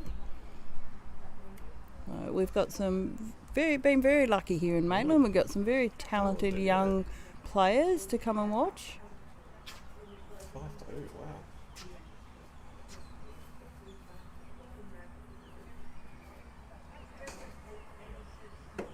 So you can see a little bit of action in the background there. Oh, so the refs are still having a chat. Yeah, it's a bit of a long conference here. Quite interesting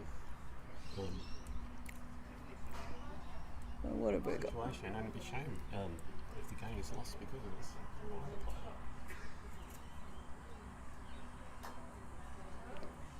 Okay. Oh, So we're going to offsides. okay. So we had what? How many refs did we have over there having a chat? 4.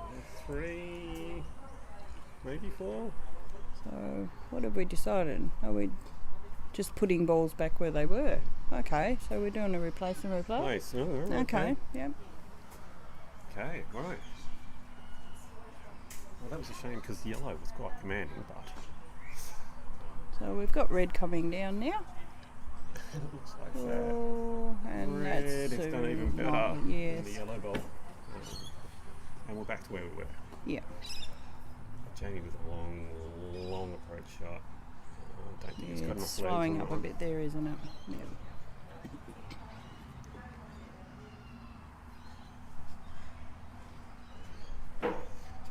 Game's it's just paused by Addison takes a shot. Yeah. And looks like they've got a nice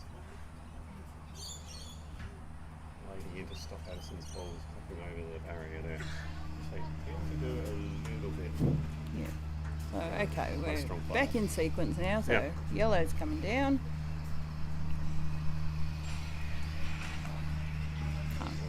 Right, Ethan in complete control here. Yeah. So Jamie's got a relatively short roquet on red there.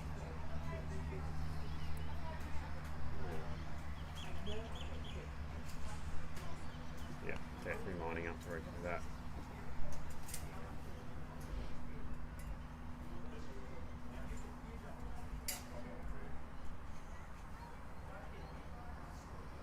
He has been putting a few balls over the top of other balls.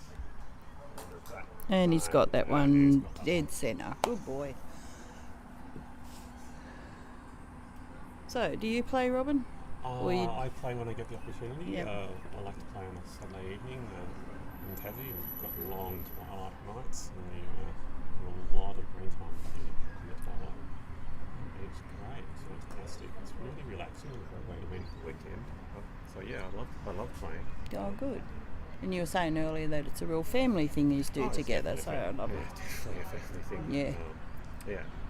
Of course, always skated by our wonderful granny. And there's another yes. lovely bouquet. So But yeah, twilights down south are fantastic this time of year. We can have sun all the way to about 9. oh, lovely. Yeah, so it's really extended. Yeah. And it's a great time to play because the greens are free. Everybody else Probably in bed. yeah, probably in bed, yeah. Yeah. But inversely, in winter, you get the opposite start at 30. You don't want to be outside because you're probably dusting off the snow sometimes. No, yeah, it's a bit chillier Yeah. down there. So we're just waiting again. Yeah, Addison's having a Addison. shot. Yeah, huh? Hits the ball Whoa. quite hard and comes down. So we're just a bit of safety for the players and the refs. Mm-hmm. I think that was playing against the So what do we- safety. Ethan bringing his yellow in, and there's a nice position. And retakes control here, I reckon. Yeah.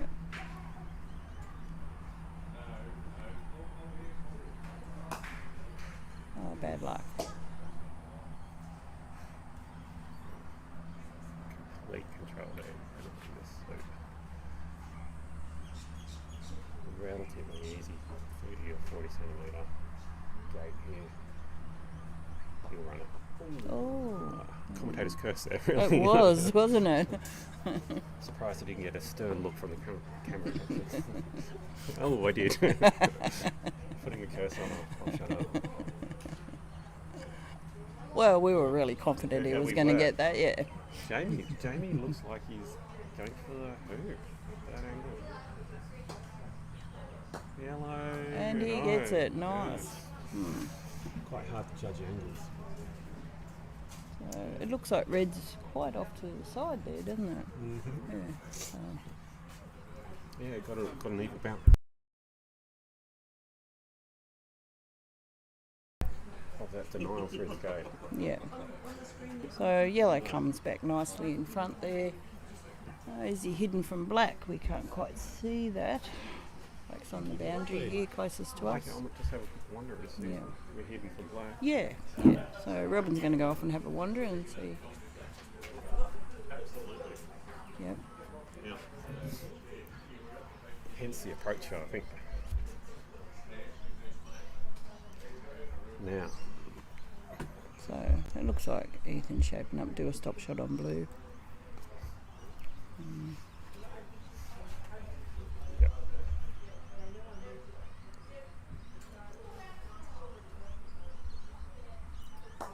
There's a nice stop shot. Thus removing the cover that he had for the yellow ball, which is quite interesting. So Jamie now has a clear shot on yellow. Oh, and he's taken He's a taken just a running, different approach. yeah. Not sure on the logic there, but I'm sure he plays longer than I. Well, better player than I, so he must have his reasons.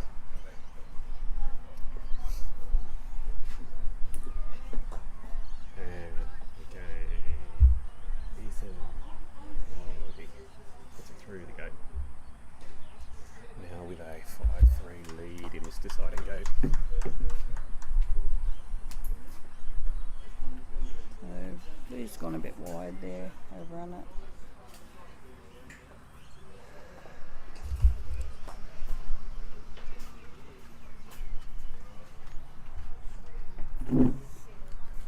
And possibly control over this one. Let's see what black does. And black's No. went, I think we just retook control. yeah.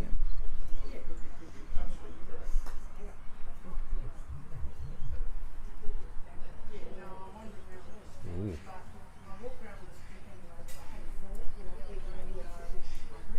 5-3 with an 4-all. oh, 4-all.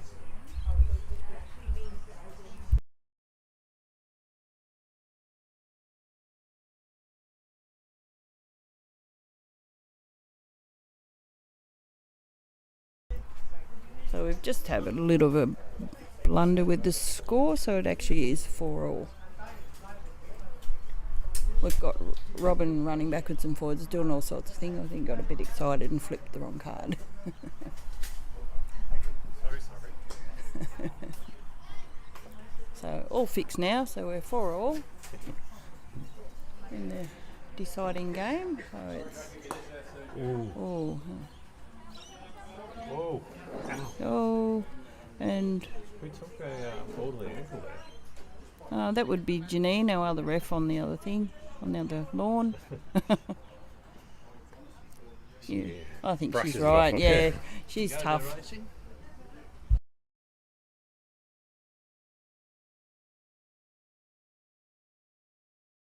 Got here, Right. Ethan. So, Ethan, And a shot at Hoop here. yeah, clearly having a shot. This is not beyond him. It's quite a nice distance away. And it's beautifully through. done. Yes. Great decision to play that shot. Yes.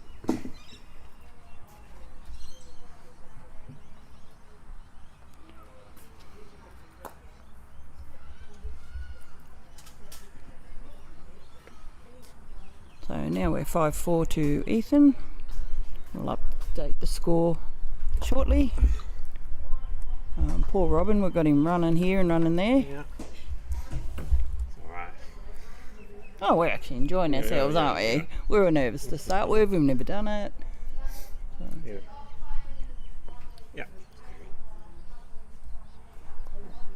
So Jamie with his traditional short stalk of an approach ball, and it does him well. Yeah, you'd be happy with that. Just missed, I think. We're putting the block in yellow, but he's in a good position. Yeah. I mean, red's there to take yellow anyway. What's red gonna do? It's crawling down. Oh, has he run that? No. Oh, Well, questions will be asked. yes. Right, we should be going for a stop shot here. But both balls run onto the boundary. Yeah. I still think that leaves Ethan with a fairly good angle. And Jamie maybe not so when that ball went to that boundary.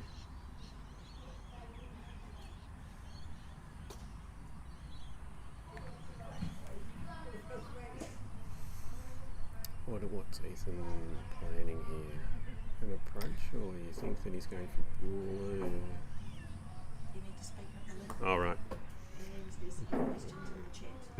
Oh, I can't remember how to get the chat up. Well, I think that was definitely trying to take out blue, but unsuccessful there. So Jamie with the scores at 4-5. Oh, there we go. There's the chat.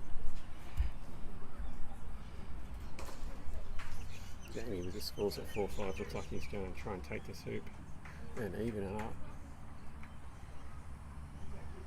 And gets it through. So now we are evens. This could go to the golden hoop here.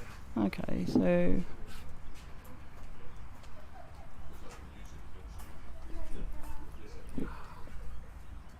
we're looking for an update on lawn 1. We'll send someone off to have a look at that for you. So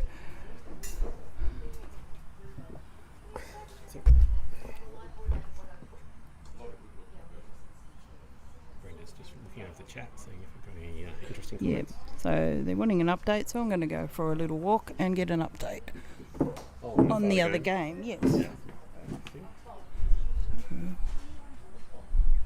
And we're still a bit quiet, so. Oh.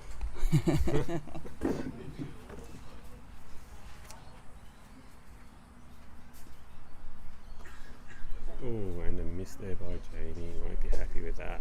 Those balls have been bouncing right off the pitch for him all day. Particularly as the pressure's mounted here. This shot is not too dissimilar to the one that I cursed Ethan on before, so I'm not going to say a word.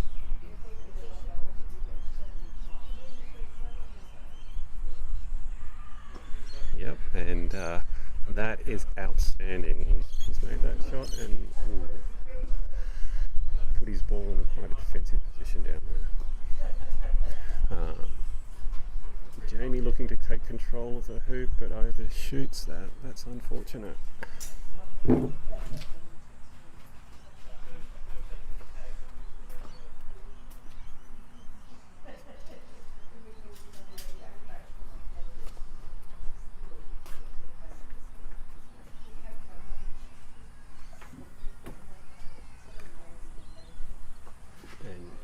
will Jamie take control? No, that one's far too short. So that's an interesting position we've got ourselves in. 2 balls behind it, 2 balls in front, 2 balls in front. A fair distance away. You'd assume that we're just going to go for a 30 or 40 centimetre set-up shot here.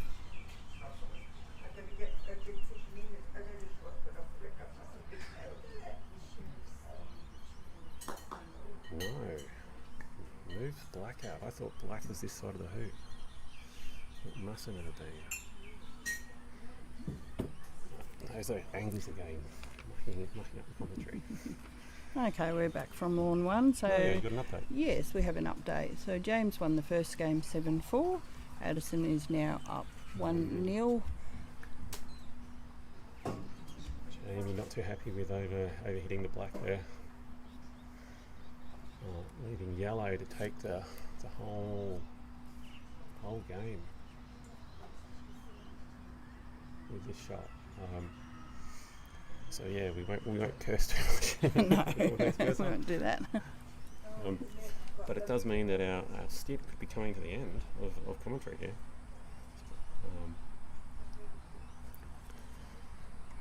Which for me would be quite relieving. I don't know about you, Brenda. Oh, sorry, I was reading, so I wasn't sort of listening there. So we have had somebody ask about the video quality.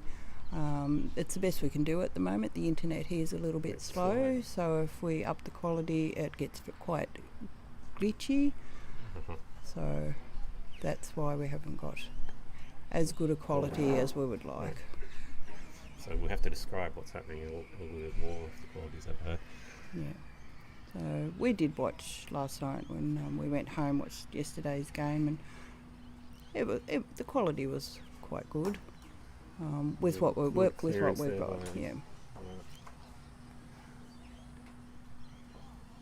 Jamie seems to be underhitting and overhitting. Has he popped it out there to hide from yellow? I guess. Yeah. Okay, so that's right. So Jamie could take control of the hoop with this approach shot here, and still having a little problem with his weight. He wouldn't be happy with that one either. With Ethan, yes, in control. What's black to do? Well, clearly those angles are playing tricks on us. Yeah. And Jamie just gets denied by the gate. He was looking to hold the gate position, stop yellow going through, and force a jump shot and get it.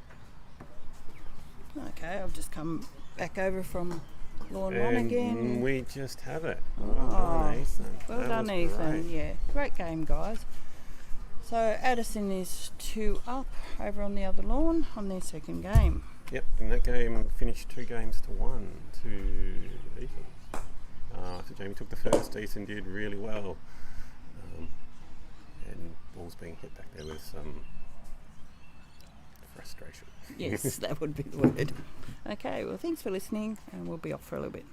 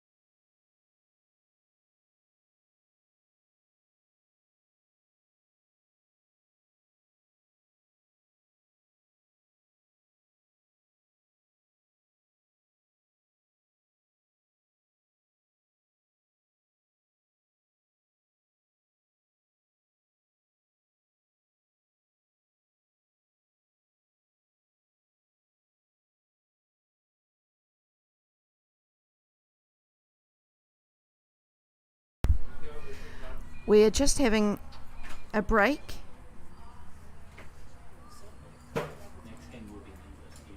I'm not sure if it's working. I can't see the. That's Why is it? still behind. When you're not on it. Oh. What can't you see? Well, no. Is it working? Because I can't see any.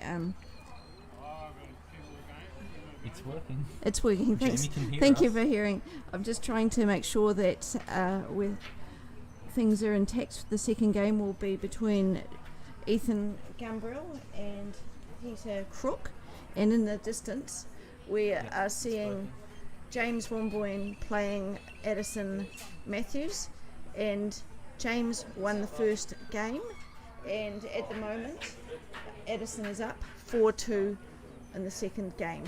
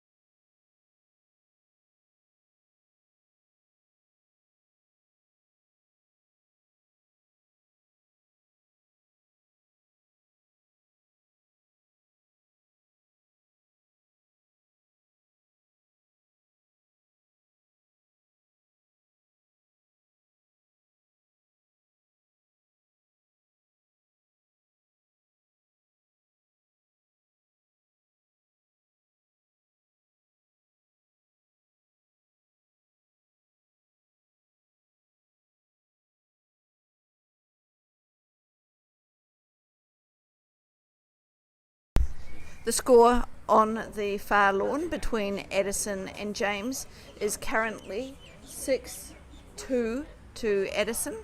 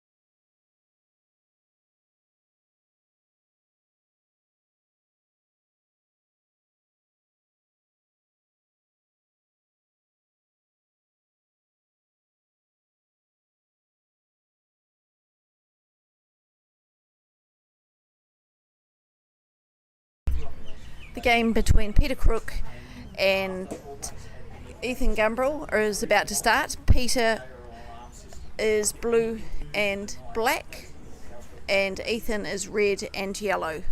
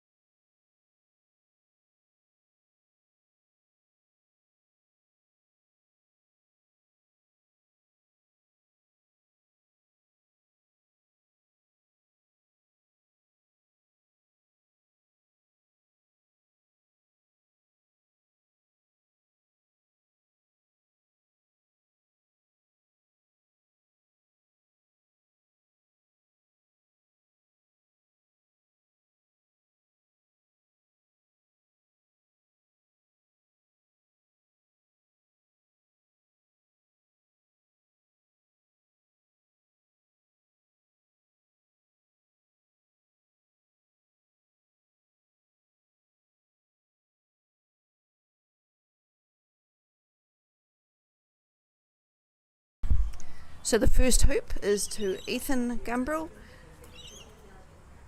And now Peter's heading towards hoop 2.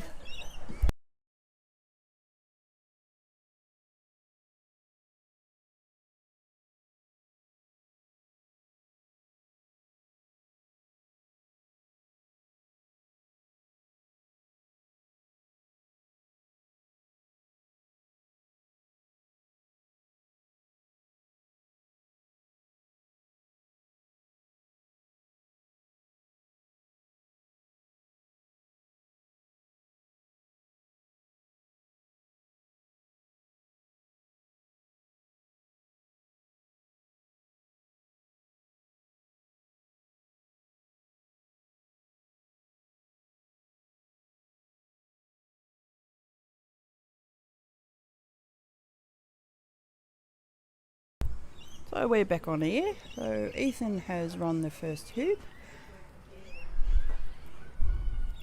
And we're playing against Peter Crook.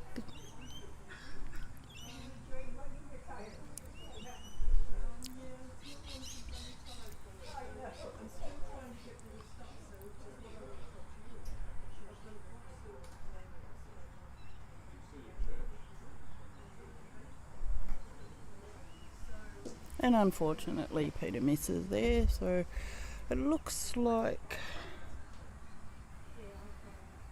What are we going to do, Ethan? Let's have a look. So it looks like he might be going to take black out and leave yellow to run the hoop. Blue ball's over on the boundary, and there's a nice stop shot. So black's gone to the back boundary. So I've got Dave Jordan here with me, who is the secretary of Maitland Croquet Club. He's been chucked in the deep end and not saying much. Hi Dave, how are you? Thanks, Brenda. Well, Ethan's holding the 2 balls out the front at the moment, so He's got a nice commanding position there. Black comes in. So I would say Ethan will just have a go at the hoop here. He's right in front, a couple of metres out.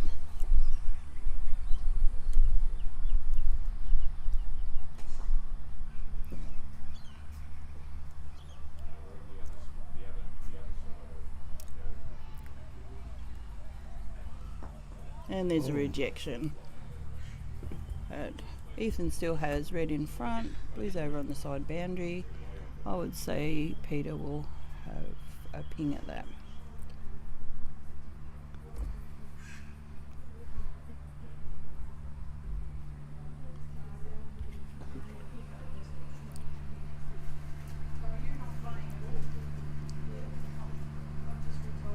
So he's just having a little think there on what he's going to do.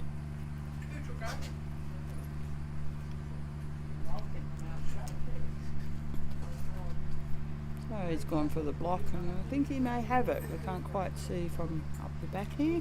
I think Ethan's had a quick look at that, and I think he thinks the block's there. Yeah. So I'm going to leave you with Dave for a couple of seconds, and I'll go up to lawn 1 and get an update on the results between James and Addison. So Ethan has just cleared out the blue ball. So Addison won that. So back from a quick jog up to lawn 1, and Addison has taken out the second game 7-3, so they're going to a third. Oh, beautiful jump shot there yes. from Peter. Nicely done. So that brings us to 1-1.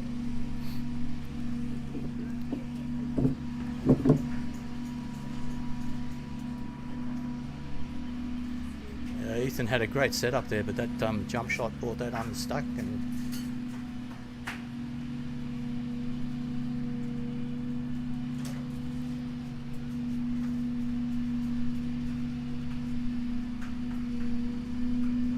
Ethan's got a nice ball to the third.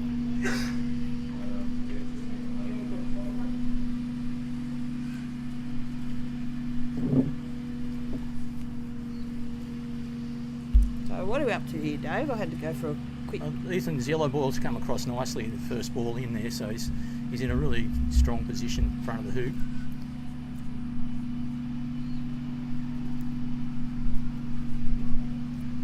reckon we're going to have a go at running this one.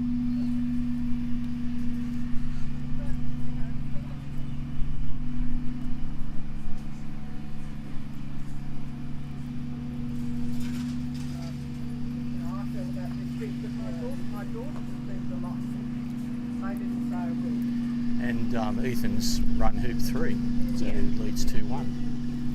Just didn't get quite far enough down there because blue ball was nicely placed to block him. Sorry about the mower in the background, but we can't do much about that.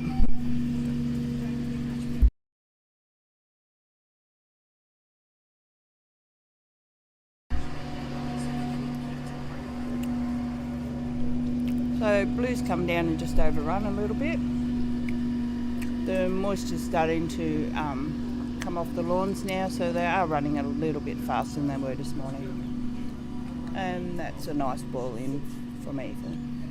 Yeah, I think Ethan's taken a bit of cover from the hoop there, from blue. Yeah, it does look like he's hidden from blue as well. Lovely, lovely shot. Black's come in nice and tight there.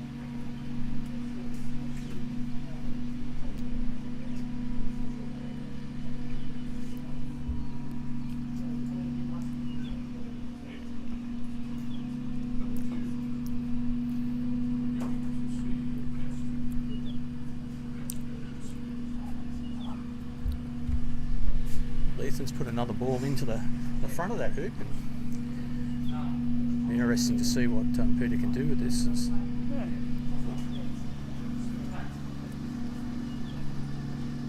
I tried to come in through the back there, but unfortunately it sat in the hoop. Obviously Ethan did have that coverage from the hoop, Yeah. the red ball.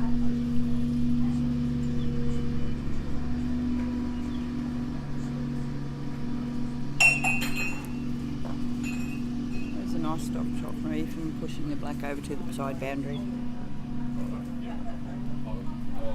So he does have his yellow ball, nicely situated in front there.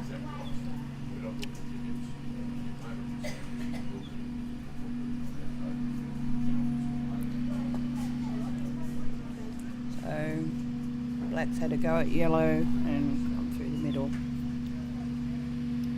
of Ethan's 2 balls.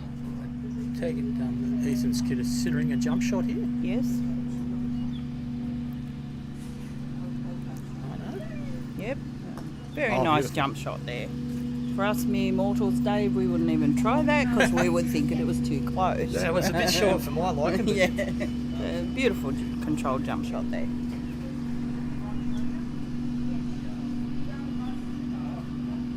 So Ethan's taken a 3-1, and I'll do me scoreboard duties as well.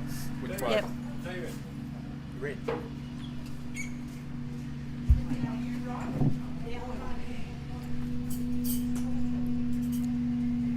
We've lost our commentator for a moment. He's on secretary duties, I think. So it'll be just me for a bit. Peter was called offside, so he's sent to the penalty area. Red comes in, a bit wide. Hard. So black's coming across.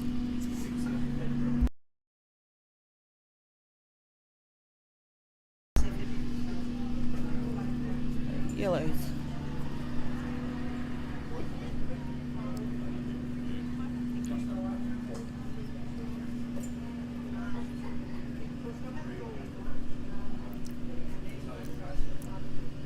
So blue's come in there quite tight, but he doesn't look happy with that shot. Maybe a little bit short for what he wanted. Hi Bob, how are you? Good, thanks. So we've got Bob Kerr here with us at the moment. So we're all very new to this commentating. We're doing our best. So Bob used to be the secretary of Maitland Club after many years of serving. He's having a break from committee.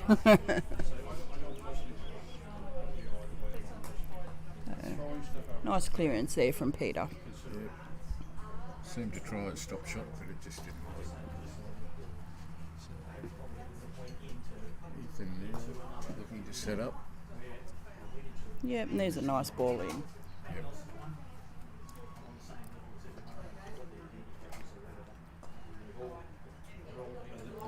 Peter's coming in for a block there, and I think he's done a beautiful block there. Yep.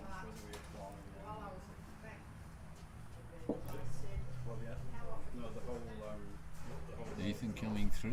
Oh, so we've got 3 balls set up nicely there.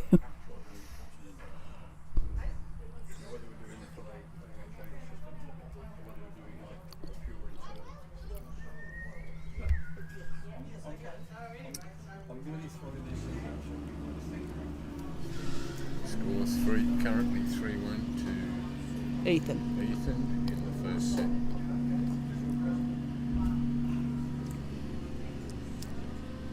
Peter setting up rather than clearing.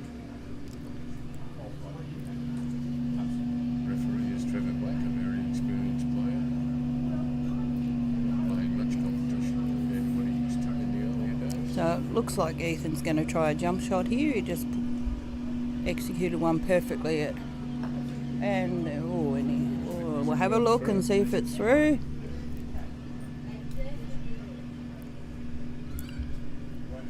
Yep, Luke scored. And we have a thumbs up from Trevor. Which leaves Peter in a pretty difficult position.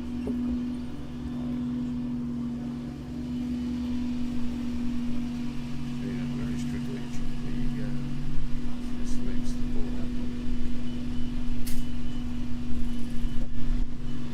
Doesn't look as though they're touching because of the way that he's looking at it.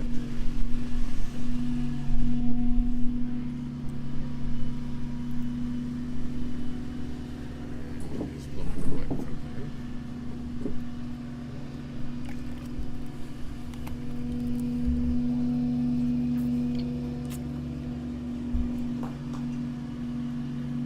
Peter's played a shot that's set his own ball up, the blue one,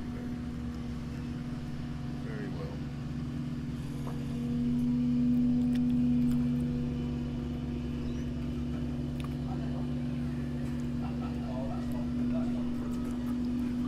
Got to keep.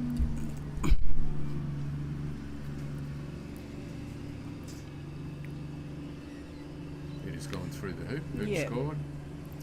That brings us to 4-2, 2-4.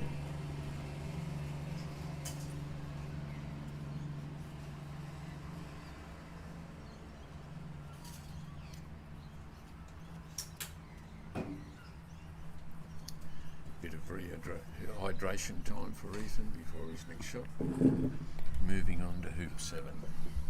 Yeah, so it's a little bit humid up here in Maitland at the moment, so we're making sure our players are staying hydrated.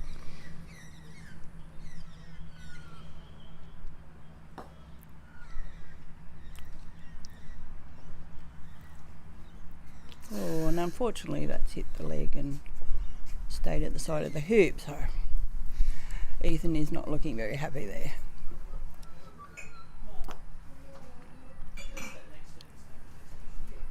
So Peter's put in a nice black ball, a little bit longer, so the rate of red a little bit. So Even though the players are from different states, Brenda Lee, they seem to get on well with each other. They seem to know each other fairly well. yeah, I think these young guys have probably played each other many times. Become good friends and travel around together. Where's Ethan from? Ethan's from Canberra.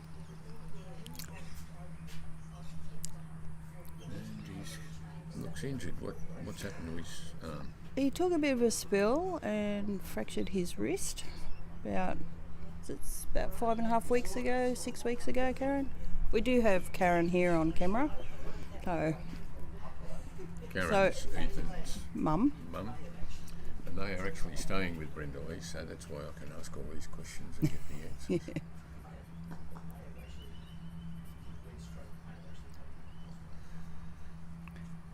So yeah, he's going pretty well considering he's a little bit hampered. But he did modify his mallet, who is a Chris Lavina mallet, so that he could actually, he's Made the top of it, you've probably noticed, quite thicker, so his hand will just sort of cradle in there.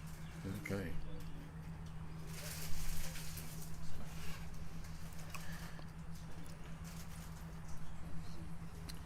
Now, Peter comes from South Australia. Sorry, Victoria. Trish. South Australia. Yeah. Near Mount Gambier. No, wrong one. Woodville. Yeah, right. So we've got Peter's mum sitting off the side here and getting on correcting this. all our information. Come on, Bob, get your info right. Yeah. Peter's mother, Trish, is the administrator for South Australian Croquet. So, and she knows where she lives better than I do. Trish, would you like to join Bob and we'll just talk a little bit about Peter and the background and yeah, come on down. How he started, what got him into it.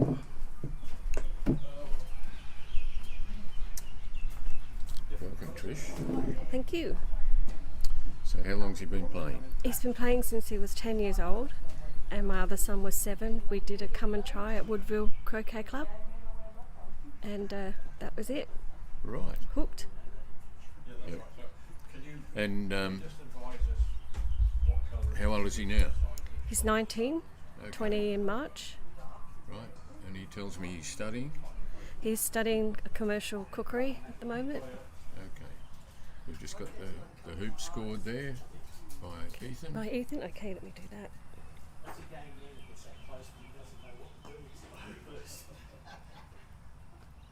The score is currently 2-5. 2-5.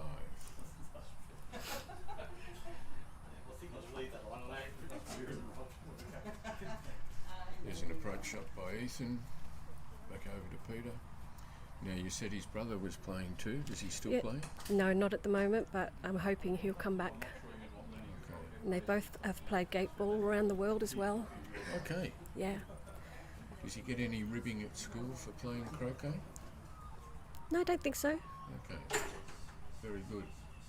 And I gather you play as well? I play, yeah, my husband plays. Okay. And how often a week do you play? I play twice a week at Woodville, and I'm also kind of going to be helping out West Lakes and Hyde Park with pennants and things like that. Okay.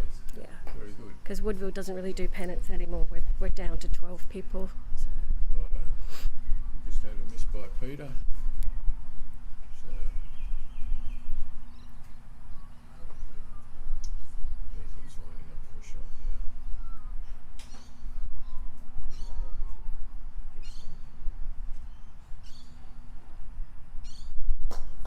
Oh, and he's put through the blue one, which brings us up to 3-5. 3-5. So a bit of a grin from both players. We've all done it. We all dislike it, but we all laugh about it.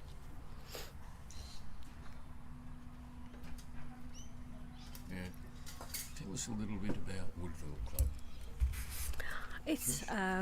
It's our centenary on actually Australia Day. Okay. So we've been around for 100 years. Hopefully we can get the membership back up and keep it going. So how many members at the moment? 12. 12. Yeah. How many lawns? 2. Okay. 2 lawns. Must be hard to upkeep the lawns with just 12 members. Yeah, the council do the lawns for us, Okay, fantastic. which is a good good arrangement for us. And this your first time in Maitland? It is What do you think of our lawns? beautiful. Okay. Yeah. So Should have brought my mallet. we have plenty of mallets available for you inside. So one of our sponsors is PFC Mallets, Uh-huh. and they donate a mallet a year to us to help with our coaching of Fabulous. new people. Yep. And they sponsor. They get a naming rights to a tournament that we run in November, Yep. which is under lights. We understand we're the only club in New South Wales that has 4 lawns that are under lights, Wow. and we're able to play until 10 o'clock at night. Fabulous. Should that be required, although we don't use it that often. We have had a lot of generosity from our council, which is Charles Sturt Council in Woodville. Yep. We've got lights. The last grant we got an array of mallets, so everybody could have a go at a modern mallet. Yep. We've got a new kitchen, so we've done very well. We've been very fortunate. Very good.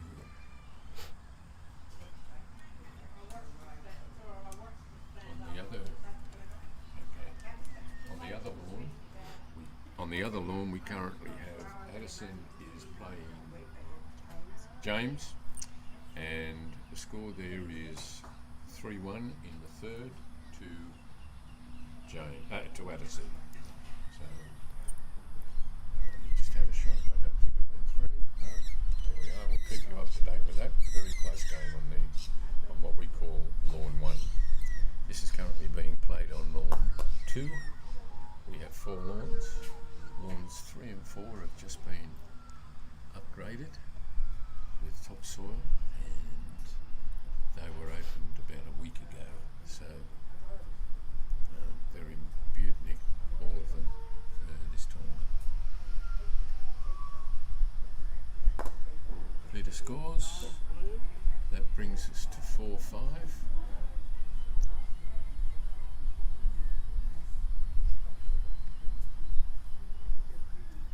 Now we're very lucky to have some very supportive sponsors. I've mentioned PFC Mallets.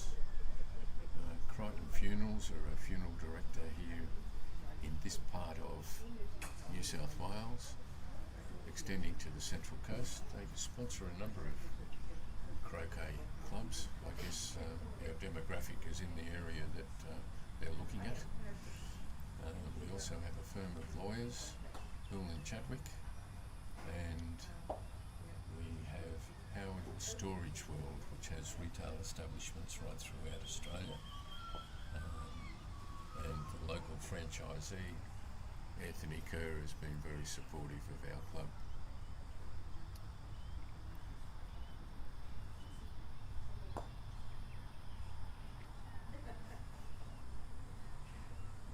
And a great shot by Peter. Ethan's got the red fairly well set up.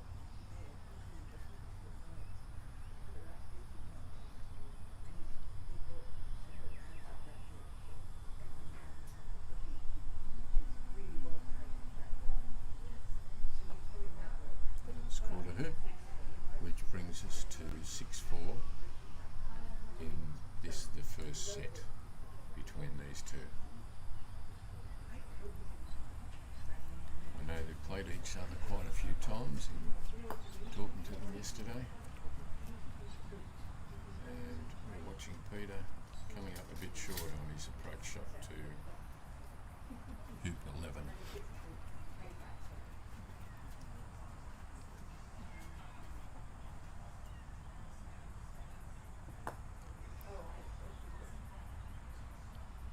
Now Trish, how long have you been the administrator at Saka? Just over 2 years. Okay. Enjoying the role? Yeah, it's good. Yeah. Good flight up? Good flight up, very good. Lovely airport. Lovely greeting Yeah, he by was your good self. a handsome bloke, Oh, wasn't he? he was. Nice shot from Ethan, just putting his yellow ball in position. Leaving a decision on what do I do for Peter. Can't see how he's lining up here, but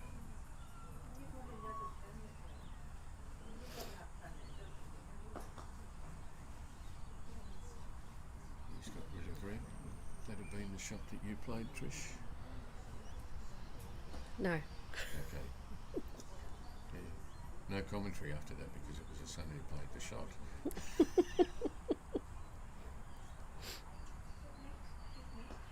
And there we go for Yep. the first set. That's it. Yep. 7-4.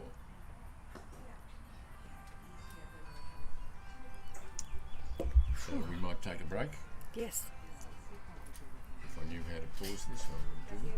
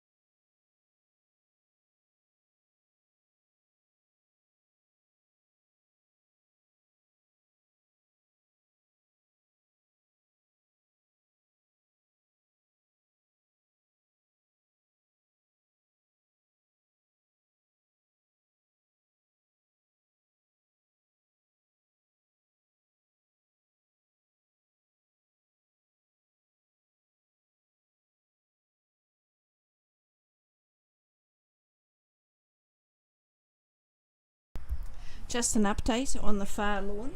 The score is 1 game each. Edison is up on the third game, 4-2. We're just heading off now for the second game of Ethan versus Peter, and I'll find some commentators. You want again?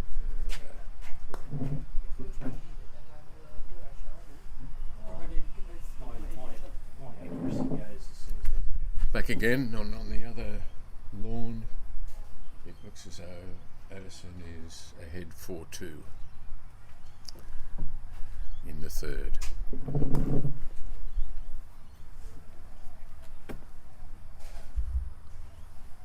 Lovely shot by Peter.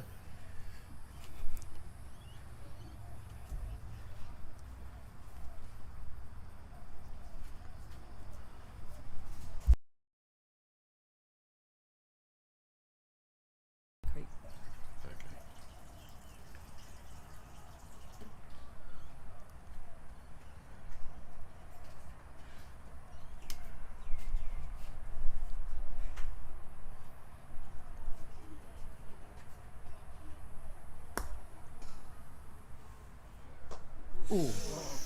Very close shot. What did you think of that shot, David? I've got David Jordan, the secretary of Maitland Club, with me. Well, it was very, very close to cleaning that one out, but unfortunately just took the hoop, and even the rebound didn't help him. Yeah. But a clearance shot from Peter.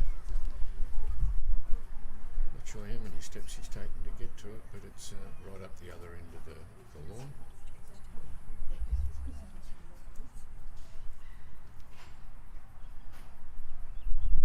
Lining up. I think you can see back. It's a long roquet from out there. It's true.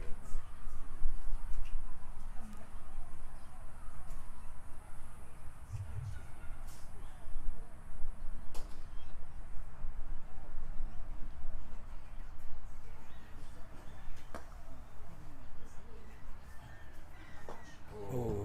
Very close. Now what impresses me with that shot is that Ethan did everything correct. He cast and got it right, and then looked at the ball as he hit it.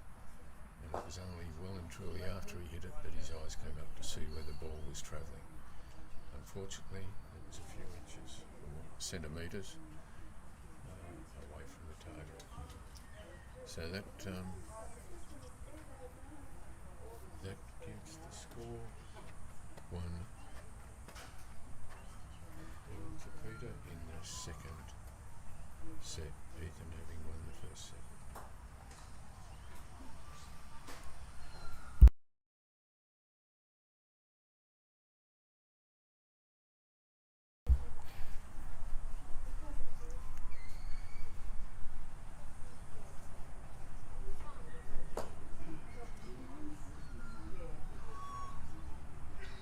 Peter's played for position. It looks from here that he may have gone a little too far. Ethan's also playing for position by the looks of it, trying to advance his own ball. Peter.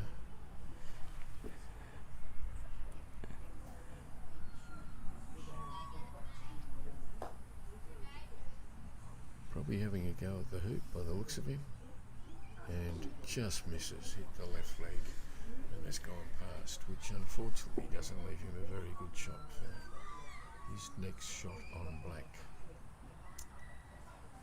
Right, after the black ball we have yellow. Ethan's moving in. I think he'll try and take this hoop. Yep. Level it up. Which he does quite successfully. Making the score 1-1.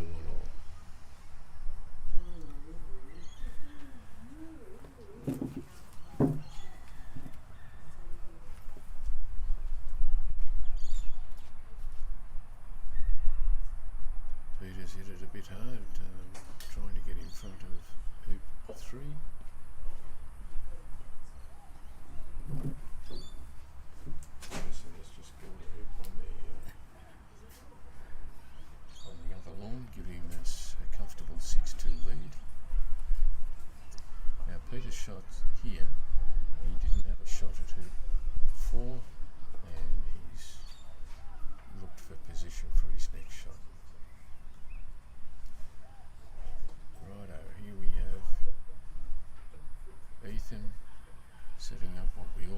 see there's two opportunities in which to score a hoop.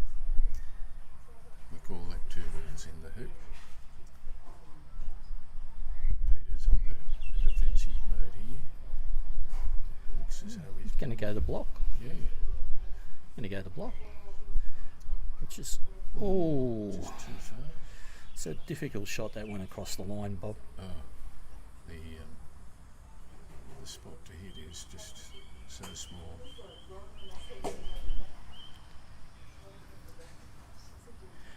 The knocks you can hear are contested on the lawn next door. Well, Addison, he seems to hit the ball harder than any of the players here over this couple of days. so Ethan just had a run at hoop 3 with the red ball and was unsuccessful. Black, though, is still a long way away, and yellow's in great position. Not sure whether he can see yellow. It looks as though he can.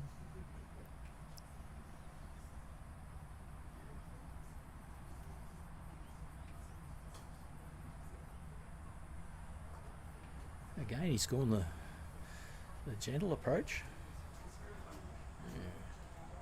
Yeah. No, he has two balls set up. Obviously, yellow, he's going to go with a clearance shot rather than a run of the hoop. He may have tried for an in-off there, but was unsuccessful, but very successful in clearing two of Peter's shots. Cleared blue and black in the one shot. It's and left red still leaving out in front. So that's a. I think he might have meant it too. David, would you do that often and mean it? I say I mean it afterwards, Bob.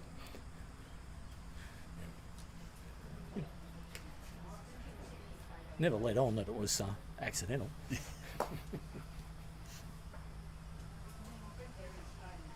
Clearing yellow. Just a quick update at 6-3 on the next lawn. Addison over James. Oh, delicate little run of the hoop on hoop 3 by Ethan. Yep. And that makes it 2-1. And I'll do scoreboard duty as well. Okay.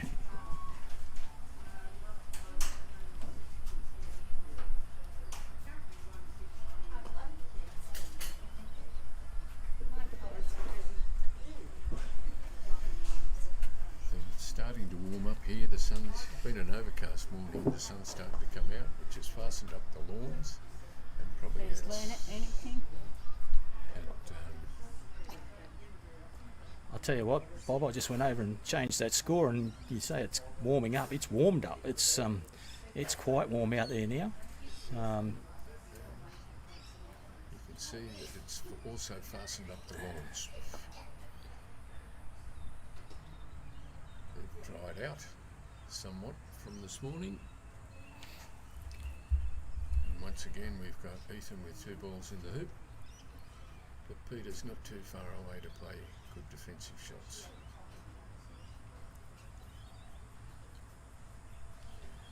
He may have blocked himself here with blue to try and get on red. Yellow's off to the side, so you're probably going to promote it. Oof, unlucky. Unlucky. Promoted blue, but had a chance with putting black right in front, but just took a deviation off the hoop. Ethan looking to clear blue.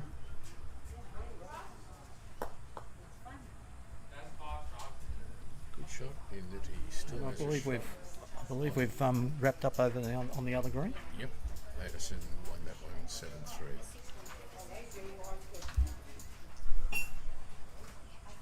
A win over James. Okay. Now, good shot by Ethan in that he left yellow with a shot at the hoop, even though it may be a long one. Peter's coming in to see what he can do about either blocking red or bad luck. I think This went through. I think that might have been a shot at the hoop. I think we're stymied here with this rail. The red ball of Ethan's is right in front. And, I think he'll have a fair crack at this one.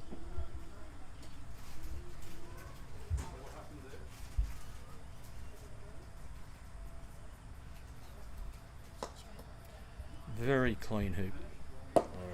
And that makes it 3-1. 3-1.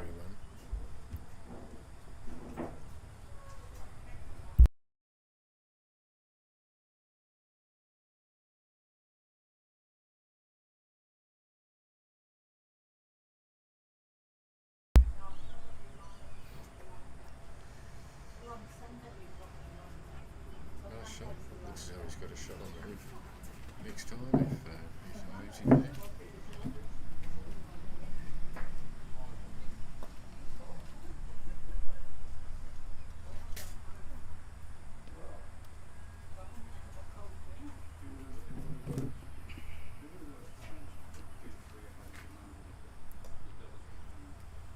Peter coming in, nicely positioned.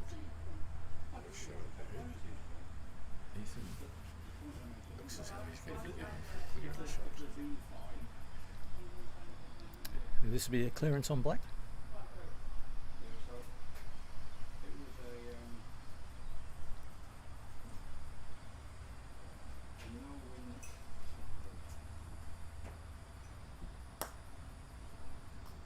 Bill's gone. Good shot. I think he might have. Now, if we look at the strategic way of doing this, no, we'll wait for this one. Yes, he's in there.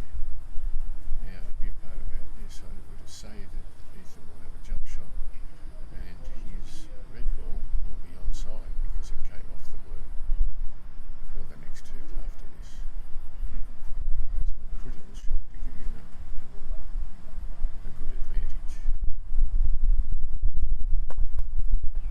Oh, they both went through.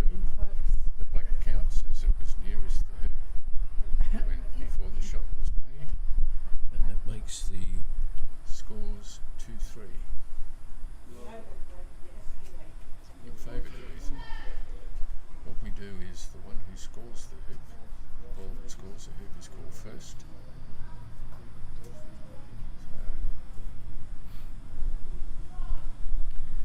That's a nice ball in by Pert. It is. But red with that ricochet off the other ball is just lurking there. And I was watching Ethan yesterday from this distance, and he was actually quite lethal. So.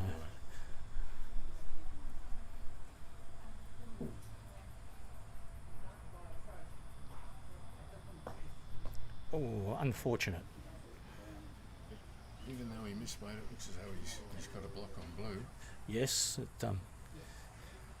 So once again, we're showing the spirit in which these games are played. It might be the Australian Championships, but these blokes get on well with each other. It seems to for me. Bit of banter between the two of them. Oh, unfortunate shot. Peter wouldn't have used a bit of Bob Kerr-Niggle, would he, Bob? I don't even know what you're talking about, mate. So, I can commentate again if you want. Well, we're gonna hand over to someone that knows what they're talking about now, because Addison's just finished winning over there and he's coming back. You stay here and he'll replace me. Congratulations too, mate. Thank you.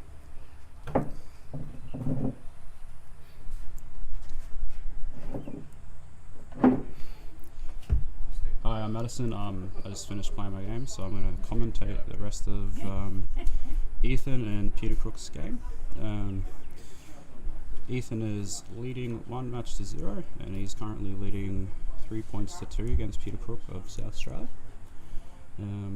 Ethan's playing red and yellow, and Peter Crook's playing blue and black. So black's playing, he's just playing in with a black ball. And he was trying to go for a block there on yellow, so yellow has a hoop on, so yellow's gonna run the hoop, or he's gonna go for an in off on black. One of the two options he can choose from. So Ethan line up, shoots it, and he gets the in off. Good shot. So that brings the score to 4-2 to Ethan Gumbrell, playing red and yellow. What's the score? 4-2. To red. So tough game over there, Addison. Yeah, James came out in the first game. I probably wasn't as switched on as I'd like to be. Got a few lucky shots. I don't think there was too much luck. I mean, the opponent's playing well. They're playing well. But I switched on after the first game and just played properly and just stayed composed and wanted to not lose. So it's always nice to come through with a win after losing the first game. But as we see Ethan playing the yellow ball, trying to rotate blue, which is the next board play in front of the hoop. So he goes through his stance, hits in, and he hits blue all the way to corner 2. That's a lovely clearance. It's all putting the pressure back on Peter Crook to hit the next board play, which is red, and it's in front of the hoop. So pretty pressure shot here on the blue ball. So He's given a lot of thought. yeah, he's just deciding he might play in here.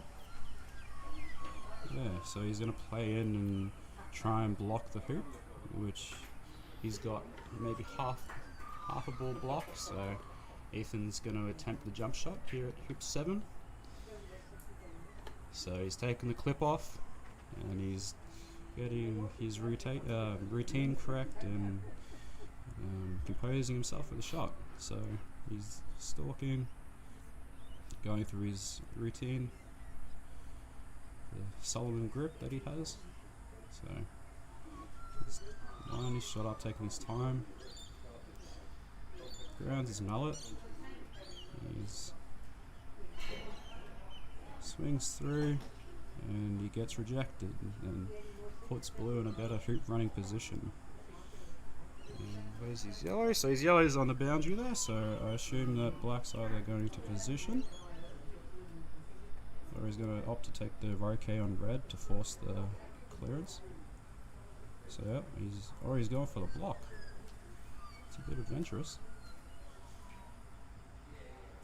So Ethan lining up the yellow to roquet black in front of hoop 7. Going through the motions, going through the stance and routine. Hits in. He had a shot on blue. Yep, he hits blue. So now Peter Crook's just going to reposition in front of hoop 7. And he still has decent control of the hoop if he gets a decent enough position. He'd like to position back deep so he gets cleared to the closest boundary. So it's a good shot.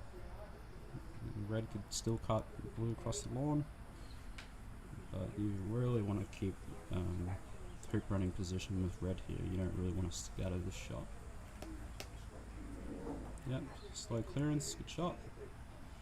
So black will just position in front of the hoop, just playing standard rotation.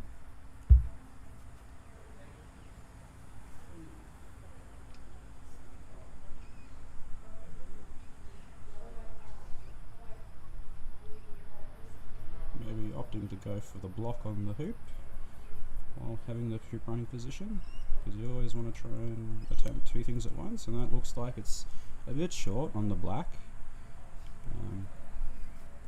So yellow's just going to position in here, and blue has the option either going for the hoop, being a risky player and paying a low percentage, or just hitting red and trying to get a controlled clearance.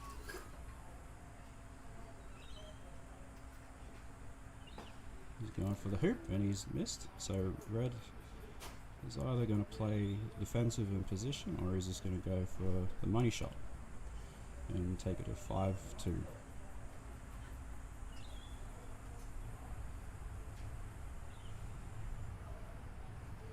Ethan Gunwell taking on the hoop.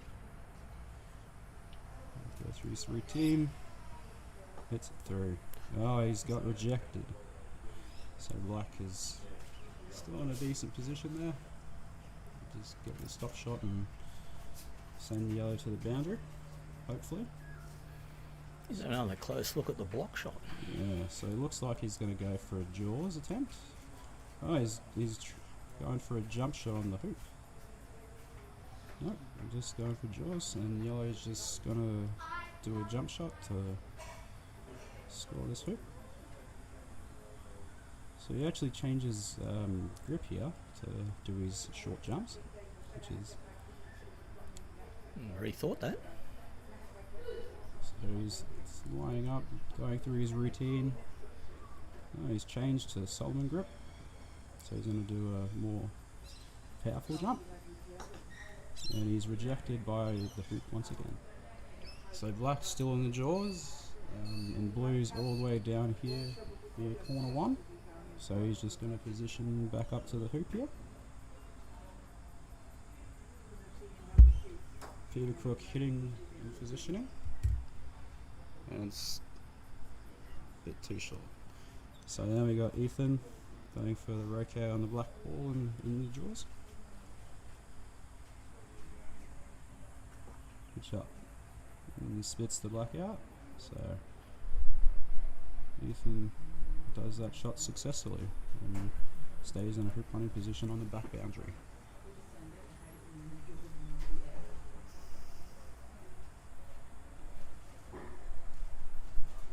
So Peter a bit unsure what to do at this point of time, because he knows that the yellow ball is just going to do a clearance on his last ball that played. So he's gone a bit deeper. So yellow is going to play close into the hoop here and try and make the rotation for Peter a bit harder. So yeah, plays in closer, trying to get the block. So Peter has the option of playing in, or if he can see yellow, roqueting yellow. By roqueting yellow, it forces the roquet with the red or the hoop shot from the boundary, putting extra pressure on Ethan. But by positioning, it gives Ethan a chance to clear black, and Peter has to return the roquet on the black ball, on the yellow ball. So he just plays in. So he's gone a bit right of the hoop here, and Ethan is just taking on the clearance on the black.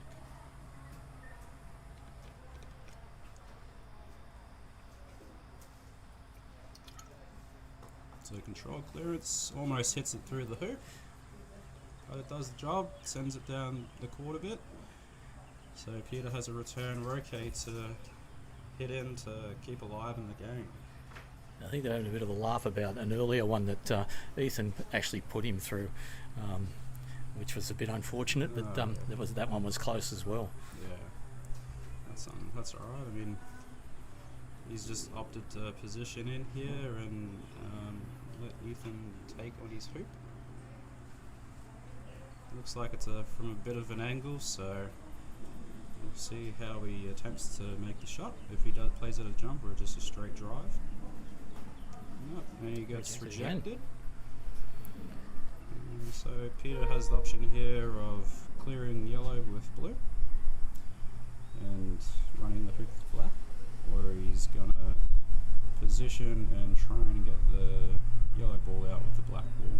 So he's checking the lines of the ball and lines of the shot to see which is the easiest ball to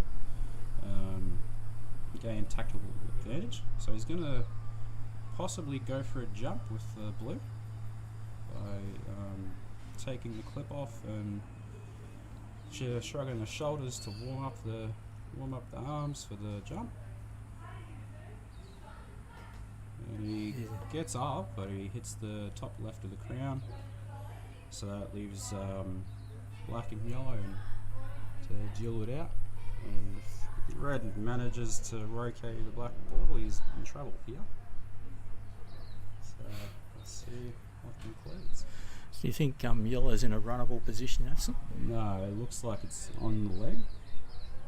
It's probably jawsable, but I wouldn't attempt to run it.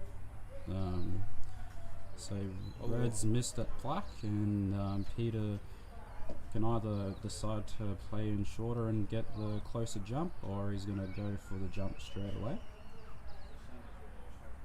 And see what he conjures up here.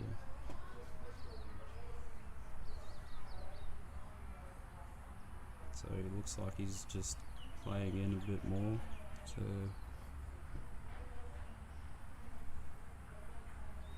he's going for it. And he's just nicked it to get it out of hoop running position.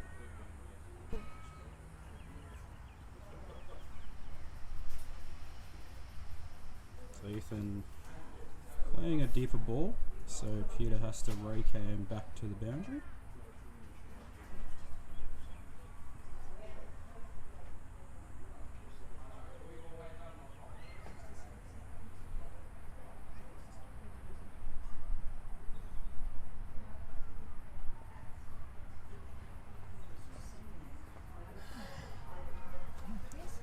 So Ethan playing in from the boundary.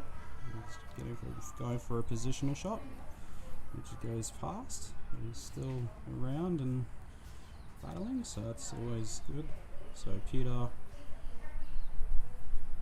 is playing in by the looks of it. Yep. So he's going to go for a snuggle here, which he goes past, hits it too hard. And Ethan is going to go for a clearance on blue. Yeah, clearance on blue. He really wants to control this ball, so he keeps predominantly in front of the hoop or around it, so he's still able to hit a shot. He's gone off, and blues come down the lawn here, and yellow's in the middle of hoop 6 and hoop 7. In these hot conditions, it's a big struggle over this hoop. Yeah, I mean, it's a good battle. They're having good tactics. It's just a few unforced errors that are causing the rotations and for the hoop to be longer. Ethan looks like he's lining up a hoop shot here with the red ball. You can see the hoop here.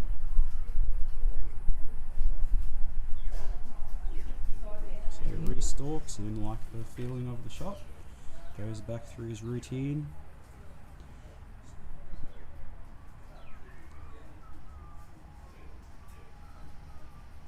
Takes his time with his routine, makes sure everything feels good. Hits through, and he gets rejected once again. But black has a hoop shot, so we'll see if Peter's feeling adventurous enough to take on this hoop. That's been rejected a few times in the last couple rotations of this game.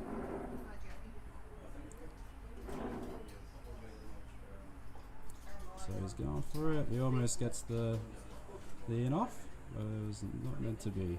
He's just come off to the side there. Yellow's played in again. He's gone back past where blue can only clear him to the boundary. So Peter's just deciding whether he should try and block or hit red or hit yellow. So he's gone for the hit red option, and he's come off, and red's gone down the lawn. So it's just a position in from red here in front of the hoop for Ethan. So he hits in. Looks like it's gone a bit far to the right. And so black either has the option of hitting yellow back to the boundary or just going for a blocking shot. Yeah, it was a block. Yep, so he's blocked it successfully. And yellow is going to attempt another jump shot here, unless he's failed the jump. And no, he's got the block, emptying Ethan, taking off the clip, and he's going to attempt another jump shot here at hoop 7.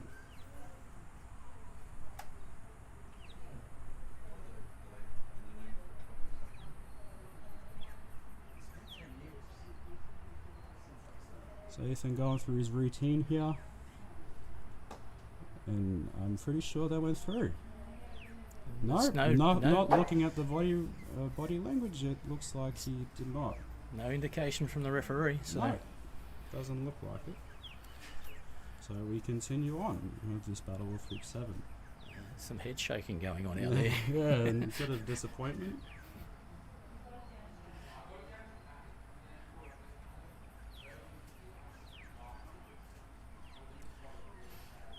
So Ethan playing red. He looks like he's going to go for a controlled clearance on the black ball, possibly getting in and off.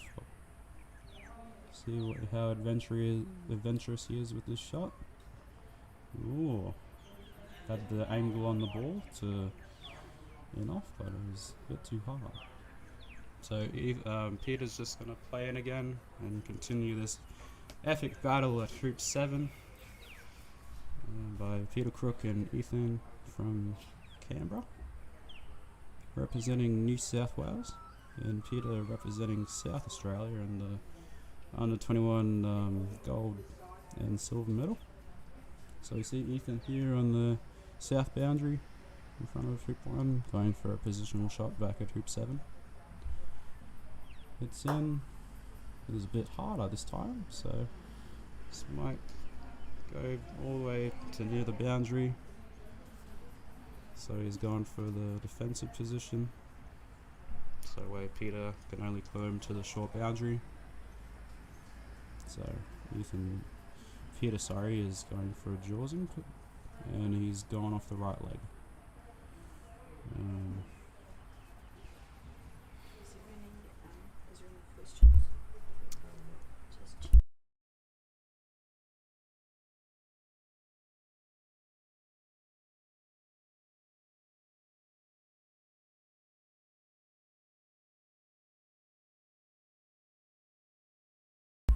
So Peter just positioning in front of the hoop here, and yellow looks like it's going to take on a hoop shot.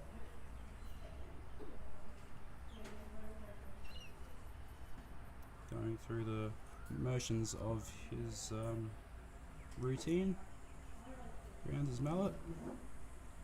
Strikes through, and it clips black on the side.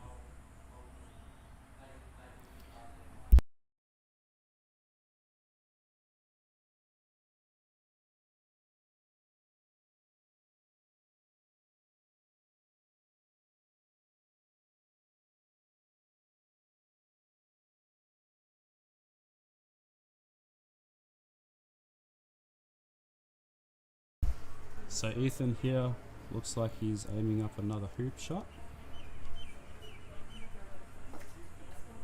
And he's made the hoop. He brings the score to 5-2. Addison, as a player, when you've struggled over a hoop that long, Yes. And then the other player runs it, is that play on the mind? Well, it's about being composed, more or less. I mean, if you're Peter right now, you want to... You need to be a bit quieter. Said Jamie said, "Oh, that's all right. That's okay." Yeah, so going back to that, you want to stay composed in games. I mean, it doesn't matter what it is.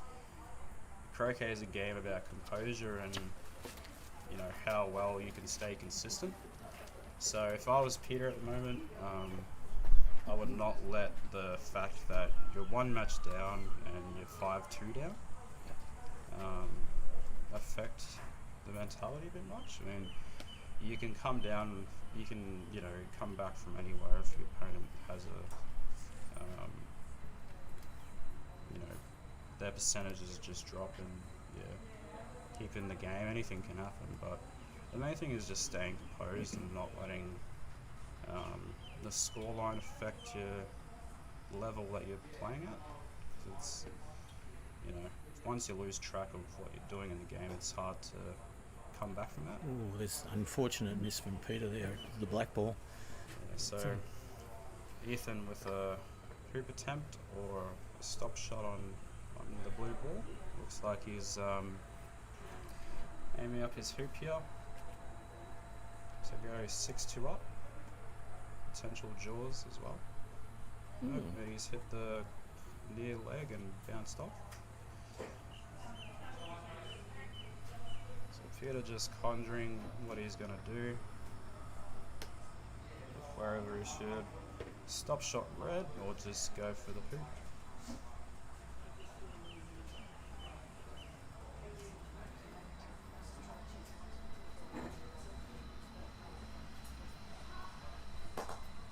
So he's going for the hit on red,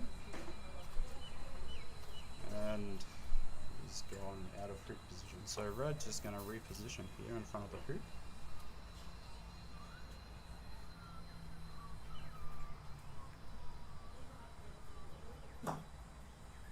Which is done. Going back in front.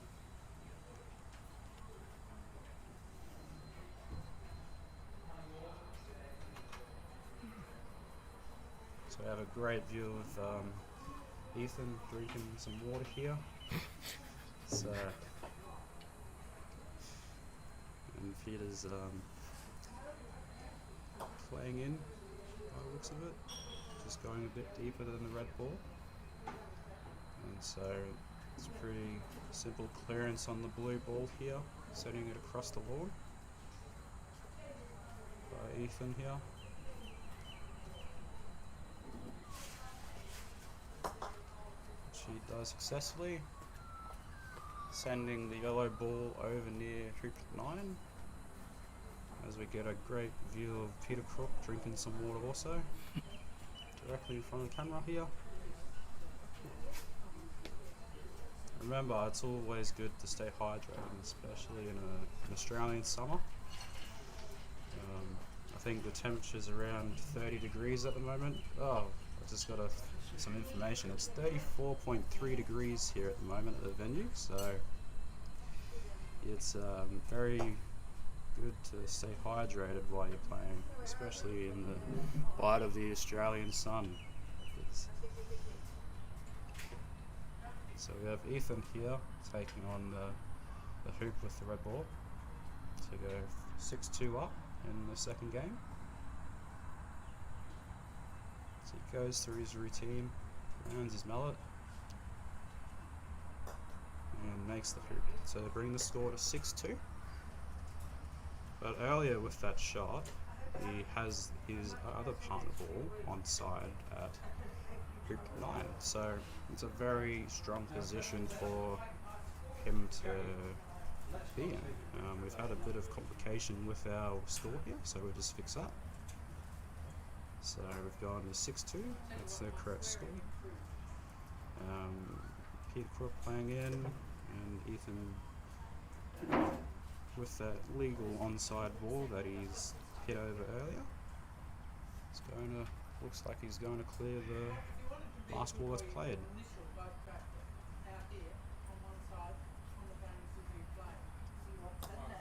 Which he does beautifully, getting the shot in.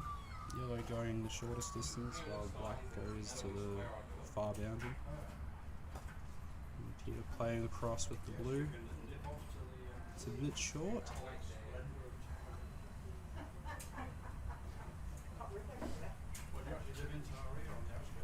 So Ethan playing in with the red. It's a bit short also. But his yellow is a pretty good position there to get a roque in from the boundary there if he needs to be. So we've got Peter here playing in from the boundary. So he plays in, and black goes a bit far to the hoop. So Ethan might be adventurous here and take on the boundary hoop and finish it off with a glorious boundary hoop, which I presume he will. It's in, and he's missed it to the left. So Peter here has got control of his hoop now. So he's just deciding whether he should hit red or play in. So he's going on a hit of red, and his blue's gone off the lawn. And red's still in a threatening position to just position in.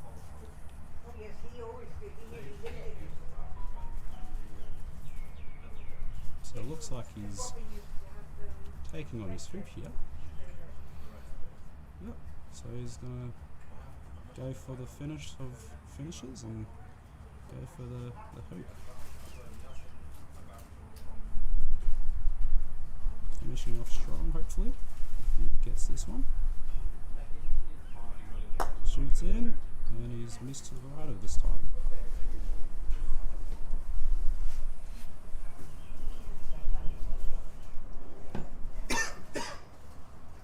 So Peter just playing in with the black ball. She gets the position on the hoop.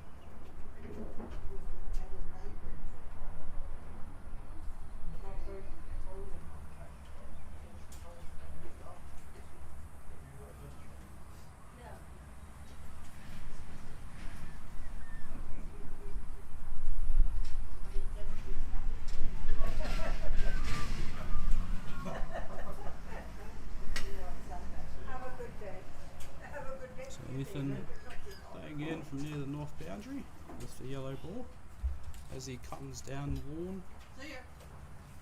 And he goes all the way down to the boundary on the south here behind hoop 9. So Peter Crook playing the blue ball in. And he runs the hoop. Yeah. So it brings the score to 3-6 in favour of Ethan Gumbrell from Canberra, geographically Canberra, New South Wales. That's in croquet geography. So Peter smashing up the ball there to hoop 10. Red still has the dominant hoop position, being the closest one to the hoop. Yellow's come in as well, he's gone a bit left. So Peter's got a bit of a hampered stroke here from running hoop 9. So see what he can conjure up, and the referee's looking over the back of his shoulder. It's a clean shot, he hits it up. He gets in a decent position, almost level with the red ball.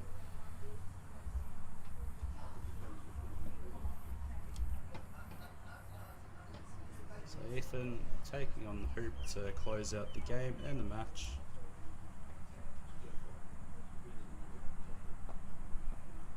And he hits the leg and he bounces in. So he didn't get the first prize, but he definitely got the second prize of some sort. Depending on his angle here, he could possibly hit red through with the yellow ball. So Peter's just wondering whether he should promote blue behind the hoop or go for a jump or hit yellow and go for the jump with blue. So you have multiple options that you can choose from to achieve what you want as a player against your opposition. So he's having a massive think of what he should do. So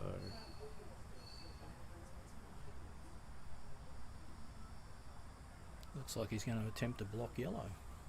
maybe. Nope, he's just gone for the clearance and he's missed with the black. So yellow is either going to go for a hit on blue, which is the more percentage play, or your reds and the jewels. So he gets it, hits it back, and Peter is faced with a half-court jump. Will we see a half-court jump? We might. Yeah, surely. So is he going to do a hammer jump or a center style jump? What do you think? I think he probably his earlier jumps from the centre style was good. Yep. So if you're consistent with it, I'd be sticking with the same routine. So it looks like he's doing it, going for the center style jump. He's doing a cast jump by looks, and he gets really good height, but he just doesn't have the line for the shot. So now Ethan closing out the game to win 7-3, winning 2 matches to 0. So that brings Ethan to 2 matches, I believe. And Peter, great participation from you. hello. You've got Dave here. Then you've got myself. I'm out of angle, but hello. Yeah, hopefully you've enjoyed the commentary from the group here today of the under 21s gold and silver medal. It's the second event of this type. So the last one was last year, and the winner was Curtis Mee from Tasmania. And this one's still being decided. So tune in tomorrow. Tomorrow's going to be the day of days, and they'll decide whoever wins. So we might get one of the players to give a short interview for you in just a moment as they walk off the court. See if I can grab one of them for you. So the club that we're at is Maitland Croquet Club in New South Wales. So it's their turn to host this year. So they've put on a good show for us so far. Lawns are good, so can't complain. So we'll get our winner here. Ethan. So I'll just get Ethan here. He's won both of his matches today. We'll get a few words from him. So how did you enjoy the match there today, Ethan? Against Peter Crook? Really, I didn't quite enjoy it. I wasn't happy with my shot completion. But you know what? Peter played well. He put me under pressure at moments. But yeah, I ended up controlling the game and getting the win. So with your match with Jamie earlier today, how did you conjure up and manage to beat the Tasmanian there, the tough little Tasmanian? Oh, gee, he got me on the first game, and he just played really well, and I just had to be patient with him. Just let him miss a roquet, and then I could have my shot at the hoop. Just wait for him to make a mistake. Yeah. So, well, that's good. At least you enjoyed your day today. Yep. And played well and won all your matches. So tomorrow will be fun, and we have 2 more matches tomorrow, I believe. Yeah. So that'll be fun. Hopefully you guys tune in tomorrow, and we'll keep playing and trying to produce as best quality as we physically can. So thank you. Yeah, that's all for today. Same YouTube channel. Yes, tomorrow. Tune in. Yeah,